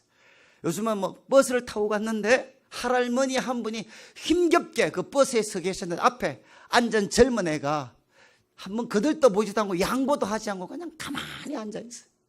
그러니까 옆에 계시는 분이 너무 화가 나가지고 속으로 저 나쁜 놈, 젊은 놈이 말이죠, 온갖 욕을 다 했어요. 근데 나중에 이제 그 젊은 애가 내릴 때가 돼가지고 일어나는데 딱 보니까 어땠느냐? 깜짝 놀랐어요. 그 아이가 불구자였어요. 다리를 못 서는 애였어요. 그러니까 정말 자기가 그때 너무 미안했다는 거죠. 이 사람은 소위 마음이 없어서, 효도하기 싫어서, 파렴치한 놈이라서 그 자리에 앉아 있었던 게 아니고 걔는 일어날 수가 없는 애였어요. 그런데 드러나는 그 모습만 보고 이런 죽일 놈 말이지, 파렴치한 놈, 온갖 욕을 다 했을 때 그때 자기가 이야기를 했어요. 내가 사람들을 이렇게 판단할 수 있지 않나. 여러분 지금 여러분들한테는 하나 안 하는 거 쉬운 일일 수 있습니다. 우리 안 믿는 분들, 예수님 믿는 분들 술 끊는 거 예수 믿는 분들 쉬워요. 그러나 정말 예수님 안 믿다가 처음 믿게 되신 분들, 저희 교회 담배 끊는 거에 정말 담배 끊기 장난 아닙니다. 장난. 우리 순장님 붙잡고 있잖아요. 한 3개월 동안부터 막 마음을 다 이렇게 해가지고 있잖아요. 온갖 준비해서 12월 31일 날 대구에 있는 높은 산에 올라가서 서로 같이, 순장님하고 둘이 같이 가서 오늘 이제 마지막 하직 인사하십시오. 그러니까 이제 벌벌 떨면서 있잖아요. 이 친구야 뭐 그러면서 있잖아요. 그래서 그때 이제 담배 공차하고 막 밟아가지고 이제 땅에 파묻고 있잖아요. 그 다음 또 한 달 동안 뭐 해야 됩니까? 이거 금단현상 나오잖아요. 그러니까 순장님이 또 매일같이 찾아가서 이 금단현상 안 생기도록 매일 사우나 시켜주고 마음 맛있는 거 시켜주고 공 같이 차고, 그래서 이 금단현상이 좀 이길 수 있도록 있잖아요. 여러분, 우리가 볼 때 간단한 일, 말 하나 바로 하는 거, 여러분, 우리는 가정의 배경이 좋으신 분들 일찍부터 신앙생활 하시면 쉬워요. 그러나 속된 말로 불우한 배경을 가지신 분들이 있습니다. 그리고 아주 정말 집에 가면 지옥 같은 집이 있는 사람이 있어요. 그 사람 입에서 사랑스러운 이야기가 나오겠습니까? 입만 벌리면 욕이지. 그런데 그분의 그 배경을 안다 그러면 그 정도 욕하는 것만 해도 그거는 특별한 은혜입니다. 특별한 은혜. 사랑하는 성도님들, 지금 교회가 있잖아요. 가장 큰 문제가 뭔가 하면 교회가 어느 순간부터 모범생들의 집단이 되고 있는 거죠. 그리고 교회, 이미 한국교회는 중산층의 교회가 되고 있습니다. 더 나아가면 한국은 상류층의 교회가 되고 있어요. 다른 말로 하면 이 땅에서 실패했는 사람은 교회에 들어오지를 못해. 왜? 교회는 너무 고상한 사람들만 있어요. 사랑하는 성도님들, 지금 사도 바울이 이야기했습니다. 첫 번째, 우리는 하나됨을 지키셔야 됩니다. 사람들 함부로 판단하시면 안 돼. 그리고 두 번째, 하나님은 우리 각자에게 은사를 주셨습니다. 이거는 뭐죠? 부활하신 주님, 승리하신 주님이 나누어 주신 전리품입니다. 이것 가지고 무엇해야 되죠? 내가 잘났다, 이게 아니라 바로 성도들을 잘 섬겨서, 성도들을 잘 준비시켜서 하나님과 이웃을 잘 섬길 수 있는 사람으로 만들어가고, 그래서 주님의 몸된 교회를 세워가야 됩니다. 언제까지? 우리 모든 성도들이, 최소한 우리 목사님, 장로님, 권사님들이 하나님의 아들을 알고 믿는 것만큼은 우리 모든 성도들이 다 알고 믿을 때까지 우리는 열심히 섬겨야 됩니다. 그리고 교회가 이렇게 해서 성숙하고 그리스도의 장성한 분량에까지 자라게 되면 어떤 일이 생기죠? 더 이상 우리는 간사한 속임수, 그리고 또 사람의 속임수와 간사한 유혹, 온갖 교훈의 풍조를 우리는 딛고 일어설 수가 있습니다. 그리고 어떻게 합니까? 또 하나님 아들을 믿고 하는 것에 온전함을 이루는 이 영적 성숙에 도달하면 여러분, 우리들의 삶이 달라집니다. 사랑과 진리가 통합되기 시작해요. 사랑 안에서 진리를 말하게 되고, 그리고 교회 공동체를 떠나서가 아니라 교회 공동체 속에서 우리는 범사의 그리스도에까지 우리는 자라가는 영적 성숙을 경험해야 됩니다. 이제 마지막 제가 17절, 이 말씀은 17절부터 19절까지 한번 보시고, 이거는 하나님을 알지 못하는 세상입니다. 그래서 17절, 내가 말하는데 이제부터 너희는 이방인이 그 마음에 행한 것으로 행함같이 하지 마라. 여러분, 하나님을 알지 못하는 이방인들이 그 마음에 헛된 것을 따라서 살아가는 것처럼 살아가지 마라. 그래서 18절, 19절은 하나님을 알지 못하는 이 세상 사람들을, 이 세상 사람들의 삶의 모습을 가장 정확하게 분석한 말씀 중에 하나입니다. 자, 한번 보십시오. 18절, 그들의 총명이 어두워지고 그들 가운데 있는 무지함과 그들의 마음이 굳어짐으로 말미암아 하나님의 생명에서 떠나 있다. 이게 이방인들, 하나님을 알지 못하는 세상 사람들의 모습이다. 여러분, 저를 보시죠. 얼핏 이 말씀만 보면 어려워요. 첫 번째가 뭘까요? 이방인들의 문제 가장 핵심은 어디 있겠습니까? 총명이 어두워졌고, 그리고 그들 가운데 무지해. 그들은 무지합니다. 하나님과, 그리고 하나님의 그 구원의 길에 대해서 무지합니다. 왜 그렇죠? 문제의 가장 중심은 어디냐? 그들의 마음이 굳어짐으로. 여기가 가장 핵심이죠. 첫 번째 문제입니다. 그들의 마음이 굳어져서 무엇을 거부합니까? 하나님의 계시의 말씀을 거부합니다. 하나님의 그 계시의 빛, 그 말씀을 거부해. 그래서 마음이 굳어져 있어요. 그러니까 어떻게 되느냐? 그들은 두 번째, 그들은 무지하게 됩니다. 그리고 그들은 총명이 어두워지게 됩니다. 이해하시겠어요? 이 두 번째입니다. 그리고 세 번째, 그들은 어떻게 되느냐? 하나님의 생명에서 떠나 있게 됩니다. 하나님과 단절이 이루어져요. 하나님과 어떤 상관도 없는 사람이 됩니다. 그래서 이제 19절, 그러니까 그들은 어떤 사람이 되느냐? 하나님과 아무런 상관이 없는 사람이 되니까 그들은 감각이 없어져 버립니다. 감각 없는 자가 되어서 자신을 무엇에 던지죠? 방탕에 방임하는 겁니다. 여러분, 방탕에 자기를 던지는데, 방탕이 뭐죠? 방탕. 여러분, 방탕하다, 이게 무슨 뜻이죠? 방탕의 가장 핵심적인 뜻은 뭔가 하면 자기를 통제하는 거 있잖아요. 하나님의 말씀, 때로는 양심의 법에 따라서 자신을 통제하는 것을 포기하는 것입니다. 더 이상 자기 생활을 통제하지 않아요. 이게 바로 방탕입니다. 그래서 방탕은 뭐냐? DDD입니다. 될 대로 되라. 아시겠어요? 그냥 방탕 뭔고하면 될 대로 되라. 더 이상 자기 자신을 통제하질 않아요. 그래서 이게 좀 좋은 말로 이런 거죠. 나는 아주 감정에 충실하고 싶대.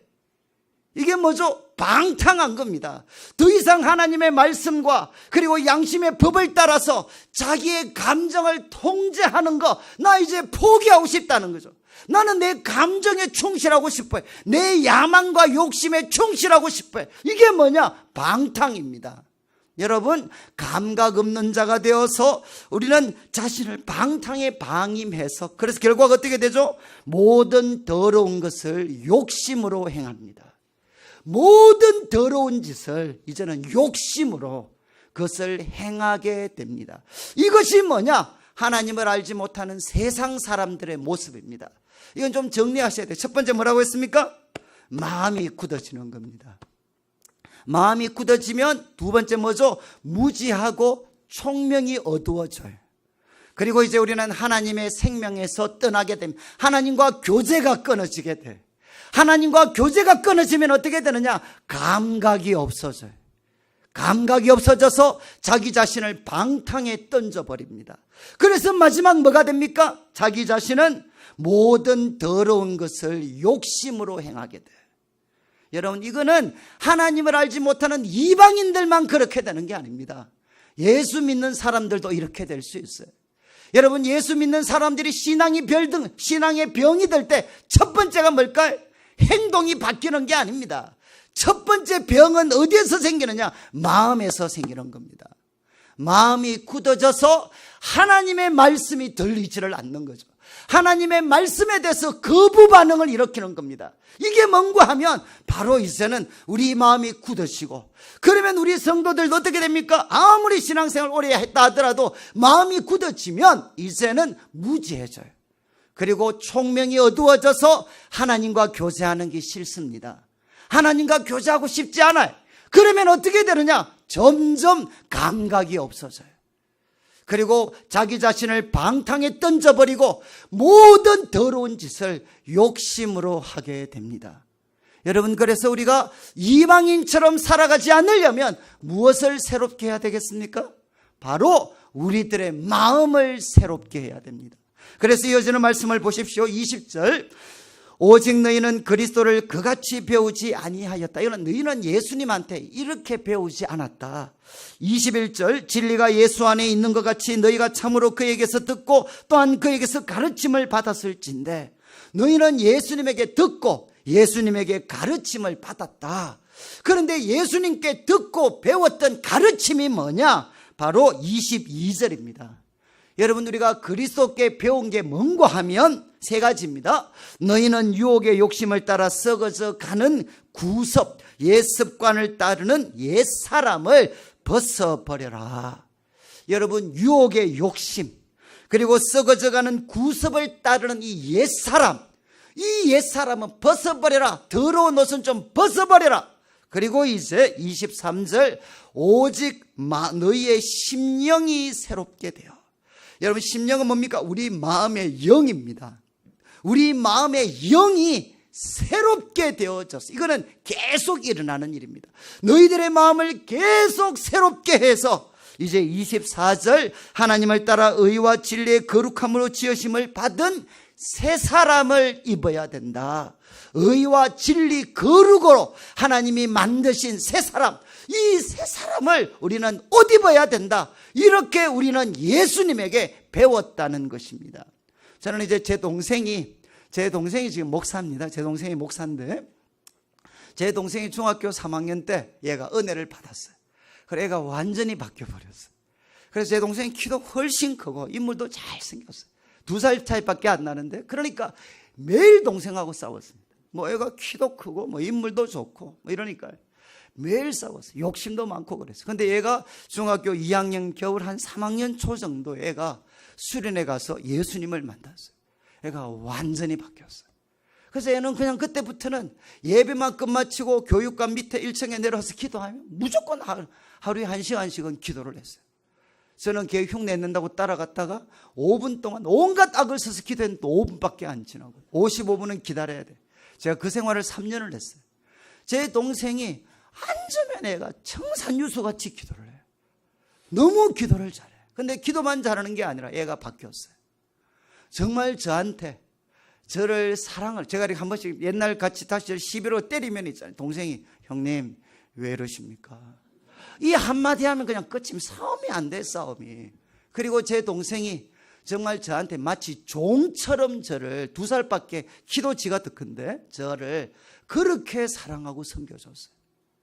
그래서 뭐 저는 저희 집 사람 보고 가끔 옛날에 그렇게 이야기했어요. 야, 네가 아무리 잘해줘도 내 동생이 내한테 해준 거에 비하면 야, 이거 정말 내 동생이 내한테 잘했다.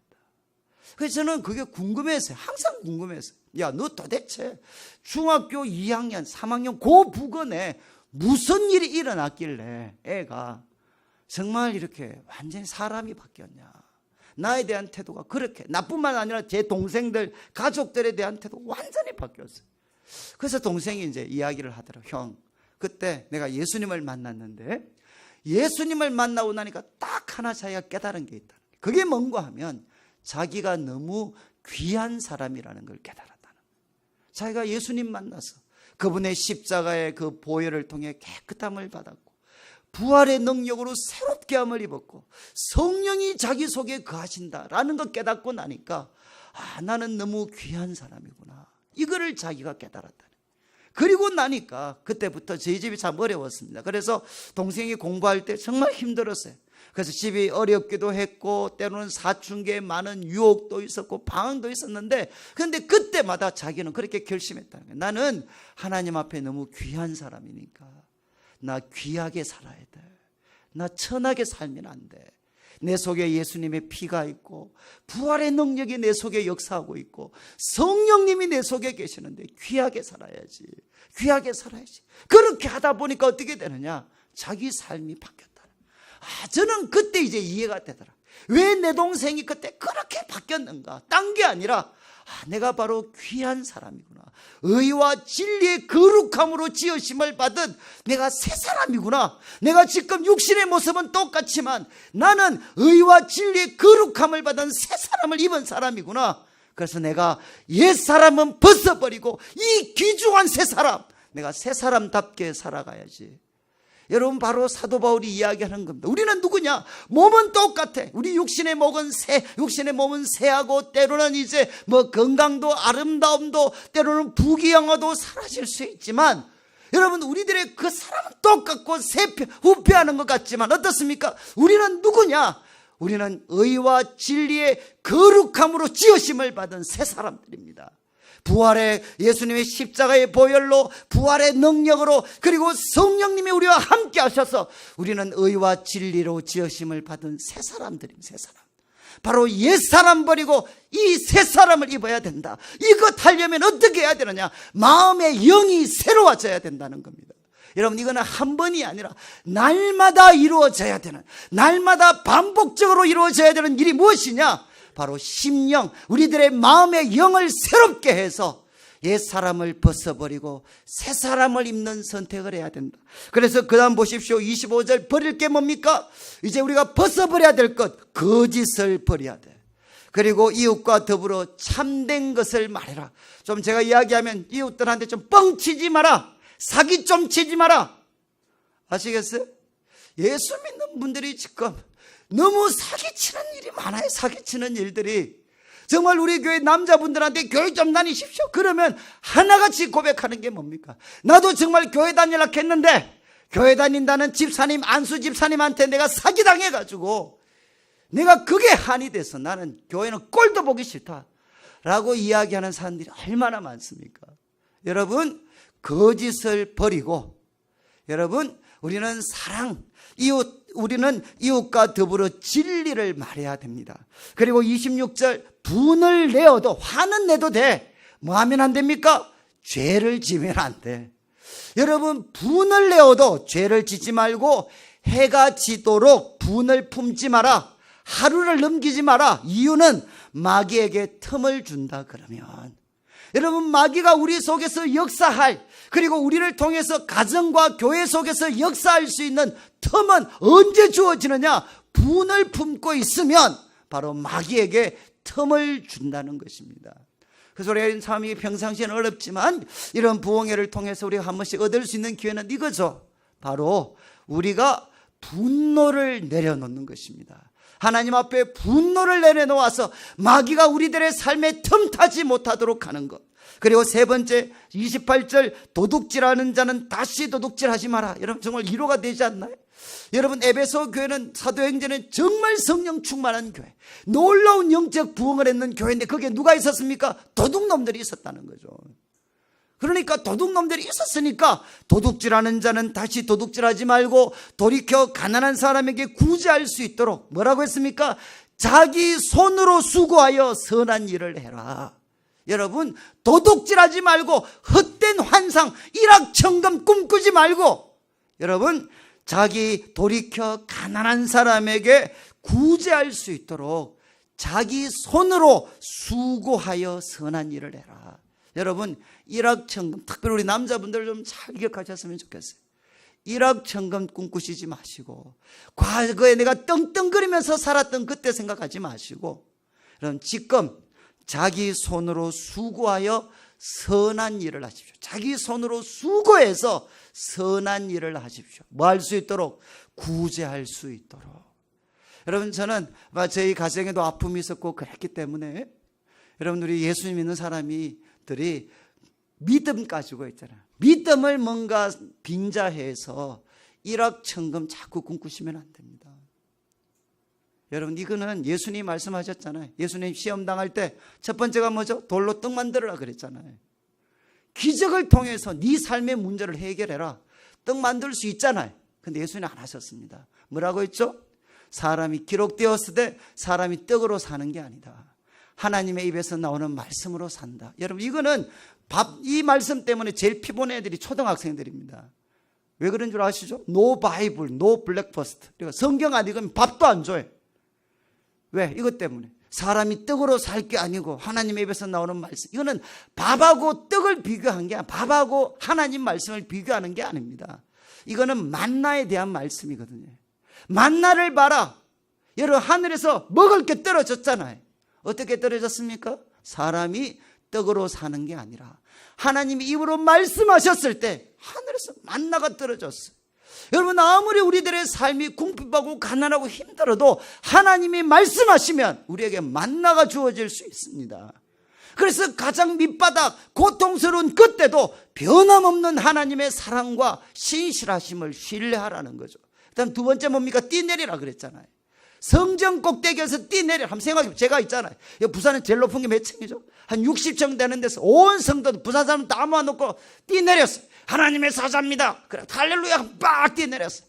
와, 떨어지다가 있잖아요. 바로 한 10m 정도 남겨두고 갑자기 날개 같은 것들이 주어지는 것처럼 하다가 꼭 왜 여러분들 그 체조 선수들 있죠? 떨어지는. 이렇게 다이빙 선수들처럼 우아하게 갑자기 낙법 딱 하고 딱 떨어져서 팔 딱 벌렸어요. 이러니까 사람들이 박수 막 치면서 있잖아요. 보십시오, 저분은 하나님이 세우신 구세주입니다. 이 말이 뭐죠? 사단이 부추기는 게 뭡니까? 복잡하게 찌질하게 하지 말고 한 방에 끝내. 한 방에. 아시겠습니까? 한 방에 그냥 성전 꼭대기에서 뛰내려가지고 천사들이 너 발을 못 상하게 해주는 그것 통해, 그 기적을 통해서 모든 사람들이 한 번에 네가 그리스도라는 거 알게 해. 그때 예수님 뭐라고 말씀하셨죠? 주 너의 하나님을 시험하지 마라. 이렇게 말씀하셨잖아요. 또 뭐죠? 한 번에 세상의 모든 영광 다 보여줘서 한순간에 한 번만 절하면 다 주겠다 그랬어요. 세 시험의 공통적인 특징이 뭐죠? 한 방에 끝내는 겁니다. 한 방에 1억 천금을 얻어라. 한 방에 세상의 모든 영광을 차지해라. 한 번에 스타가 되라. 우리 목사님들이 날마다 꿈꾸는 게 뭔 줄 아세요? 하나님, 우리 교회 정말 암 환자 한 번 보내주세요. 예수님으로 한 번만 고쳐주십시오. 그러면 어떻게 되죠? 정말 암병 환자가 비도 맞고 나았다. 그게 순식간에 부흥할 수 있다는 거예요. 여러분, 예수님의 시험, 마귀가 있던 시험의 공통적인 특징은 뭐냐? 한 방에 끝내는 것입니다. 그런데 예수님은 그렇게 하지 않으셨어요. 예수님은 십자가를 짊어지셨습니다. 여러분, 제가 이렇게 말씀을 드리는 것은 여러분 정말 교회 속에 믿음이라는 이름으로 일확천금을 꿈꾸고 부추기는 사람들이 너무너무 많고 거기에 너무나도 성도들이 쉽게 빨려 들어가고 있습니다. 사도 바울 뭐라고 했죠? 다시는 도둑질하지 말고 자기 손으로 수고해서 선한 일을 해라. 목적은 구제할 수 있도록. 그리고 또 이야기합니다. 29절 무스러 더러운 말은 입 밖에도 놓지 말고 오직 덕을 세우는 데 소용이 되는 대로 선한 말을 해서 듣는 자들에게 은혜를 끼쳐라. 여러분, 더러운 말은 입 밖에도 내지 말고 듣는 사람들에게 은혜를 끼치는 말을 해라. 그리고 마지막 이제는 30절 하나님의 성령을 근심하게 하지 마라. 그분 우리 보증해 주셨는데 하나님의 성령 근심하게 하지 말고 모든 악독, 노함, 분냄, 떠드는 것, 비방하는 것 모든 악이 다 버리고 뭐라고 했습니까? 서로 친절해라. 서로에게 좀 친절하고 서로를 불쌍히 여기고 서로 용서하기를 하나님이 그리스도 안에서 너희를 용서하심 같이 해라. 이렇게 바울은 권면을 합니다. 오늘 뭐 제가 이제 시간이 다 되어서 여기서 마무리를 해야 되겠는데 우리 뒤에 나오는 내용은 이제 우리가 세상 속에서 어떻게 살아야 되느냐. 마지막 결론 중에 하나가 뭔가 하면 성령의 충만함을 받는 겁니다. 술 취하지 마라. 이는 방탕한 것이니. 이런 술 취하지 마라. 이는 방탕한 것이니 대신 성령의 충만을 받아라. 이건 꼭 이야기해 주셔야 돼요. 여러분, 술은 있잖아요. 이건 제 이야기가 아니고 의사였다가 목사님이 되신 우리 20세기 최고의 설교자라고 했던 로이드 존스가 술에 대해서 이야기했어요. 이거 하나는 기억하죠. 술은 각성제가 아닙니다. 여러분, 남자분들, 술은 각성제가 아닙니다. 옛날에 그 소주 선전주 이런 거 있잖아요. 술이 내 몸을 깨어나게 해. 각성시켜요. 그래서 뭘 할 수 있느냐? 평소에는 아무 말도 못하고 입 꽉 다물던 사람이 술만 들어가면 이야기가 술술 나와요. 그래서 술은 뭐냐? 내 몸과 영혼을 깨어나게 해요. 그래서 왜 남자들이 술을 먹죠? 속도 쓰리고 뒷골도 땡기지만 이야기가 술술 나와요. 그리고 대화가 이렇게 뭐 자유롭게 되는 것 같아. 여러분, 그래서 많은 사람은 술을 각성제라고 생각합니다. 그러나 로이드 존스는 의사입니다. 왕립 의사였어요. 이분은 뭐라고 이야기하느냐? 술은 각성제가 아니고 억제제입니다. 무엇을 억제시키느냐? 중추신경 기능을 억제시키는 억제제입니다. 술은. 그래서 여러분, 왜 이야기가 술술 나오죠? 맨정신에는, 똑바른 정신에는 그 상황에서 그 이야기하면 안 돼. 그런데 중추신경 기능이 마비가 되니까 이제는 어떻게 되죠? 평소에는, 그리고 내가 정상적일 때는 해서는 안 되는 말과 행동을 이제는 중추신경 기능이 억제되니까 어떻게 됩니까? 술술 나와요. 그래서 우리 청년들이 제보고 제일 많이 했던 이야기가, 목사님, 저는 소주 2병 마셔도 까딱없습니다. 저 절대 실수 안 합니다. 제가 이야기해요. 야 임마, 너 실수 안 하는 건 내가 알지만 꼭 기억해. 인생에 한 번씩 치명적인 실수를 할 때가 오는데 그때는 술이 있어. 이해하시겠습니까? 내가 100번 마시는데 여러분 99번 실수 안 하다가 우리 인생은 언제 망가지죠? 한 번 잘못하면 이때까지 쌓아왔던 거 한순간에 다 무너집니다. 왜 우리가 술을 마시지 말라 그럽니까? 마시면 바로 탈나는 게 아닙니다. 평상시 괜찮아요. 평상시 실수하지 않아요. 그러나 여러분, 실수하는, 결정적인 실수를 하는 자리에는 뭐가 있느냐? 소주병이 있게 돼. 여러분, 술 취하지 마십시오. 이거는 방탕한 것입니다.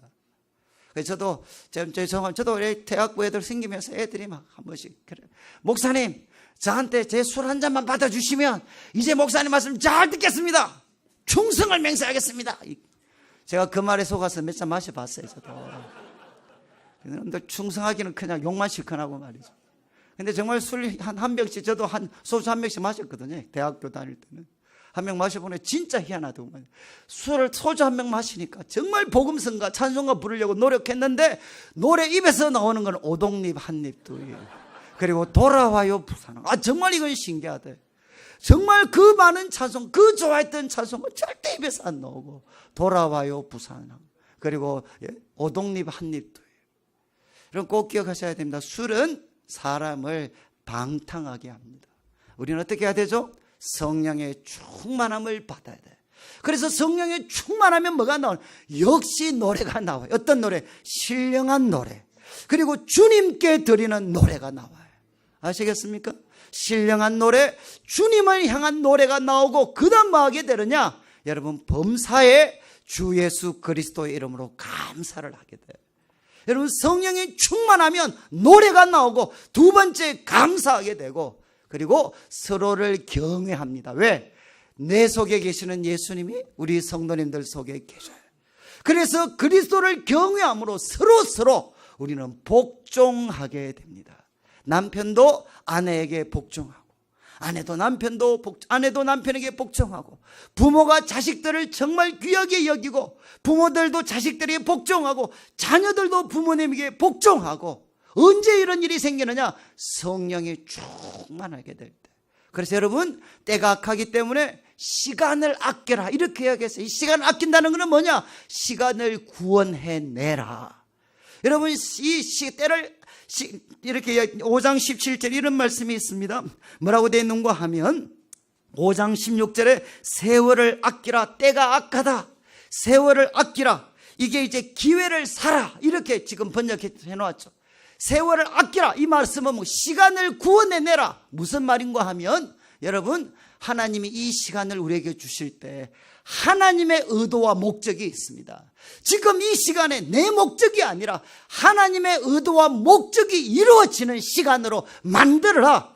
이게 뭔가 하면 시간을 아끼는 것이죠. 기회를 사는 거죠. 저는 오늘 말씀 마치면서 이제 우리 부산 사랑의 교회 우리 성도님들께서 이제 우리가 예수님을 믿고 다 신실하신 성도님들인데 앞으로 정말 하나됨을 지키셔야 돼요. 모든 겸손과 온유, 사랑, 오래 참음으로 사랑 가운데서 용서하고 용납하고 여러분 이제 성령의 하나 되게 하신 거 부지런하게 지키셔야 돼요. 그리고 하나님 우리에게 각자에게 은사 주셨습니다. 이 은사 가지고 교회를 잘 섬기셔야 돼요. 언제까지? 이곳을 찾아오는 모든 성도, 모든 다음 세대까지 다 하나님의 아들을 아는 것, 믿는 것에 하나가 돼가지고 우리 교회가 바로 온전한 사람, 그리스도의 장성한 분량에 이를 때까지 우리 각자에게 주신 은사를 가지고 교회를 섬겨야 됩니다. 그때 우리는 사람의 간사한 속임수에 무너지지 않습니다. 그리고 사랑 안에서 진리를 말하게 되고 그리고 여러분 교회 안에서 성숙하셔야 됩니다. 그리고 여러분 이방인처럼 살아가시면 안 됩니다. 이방인들은 마음이 굳어져 있습니다. 그러니까 무지하고 총명이 어두워져 있고 하나님과 교제가 끊어지고 그래서 감각이 없어지고 그리고 어떻게 됩니까? 방탕에 던지게 되고 모든 더러운 것을 욕심으로 행합니다. 우리 이래 살면 안 돼. 그래서 그리스도께 배운 건 뭐죠? 무엇을 새롭게 해야 됩니까? 마음을 새롭게. 너희 심령, 마음의 영을 리뉴 새롭게 해서 옛사람 벗어버리고 다시금 새 사람을 입는 선택을 하시면 좋겠습니다. 그리고 여러분 거짓을 버리고 분노를 버리고 도둑질을 버리고 그리고 여러분 모든 악한 말을 버리고 여러분 그리스도처럼 서로를 친절하게 대하고 서로를 사랑하고 불쌍히 여기고 섬길 수 있는 그런 성도님들. 그리고 마지막으로 여러분 성령에 술 취하지 말고 성령에 충만하셔서 우리 성도님들 입에 다시금 마음과 입에 찬양이 회복이 되고 그리고 두 번째 범사에 주 예수 그리스도의 이름으로 감사하고 그리고 그리스도를 경외하기 때문에 서로에게 복종해서 다시금 관계가 아름답게 회복되어져서 우리 성도님들 마음의 천국이 임하고 우리 성도님들의 가슴과 일터에 하나님의 나라가 임하고 함께 섬기는 우리 부산 사랑의 교회가 천국같이 아름답고 복된 교회가 되시기를 주님의 이름으로 축원합니다. 같이 한번 우리 말씀 기억하면서 한번 같이 우리 목사님 나오실 때까지 함께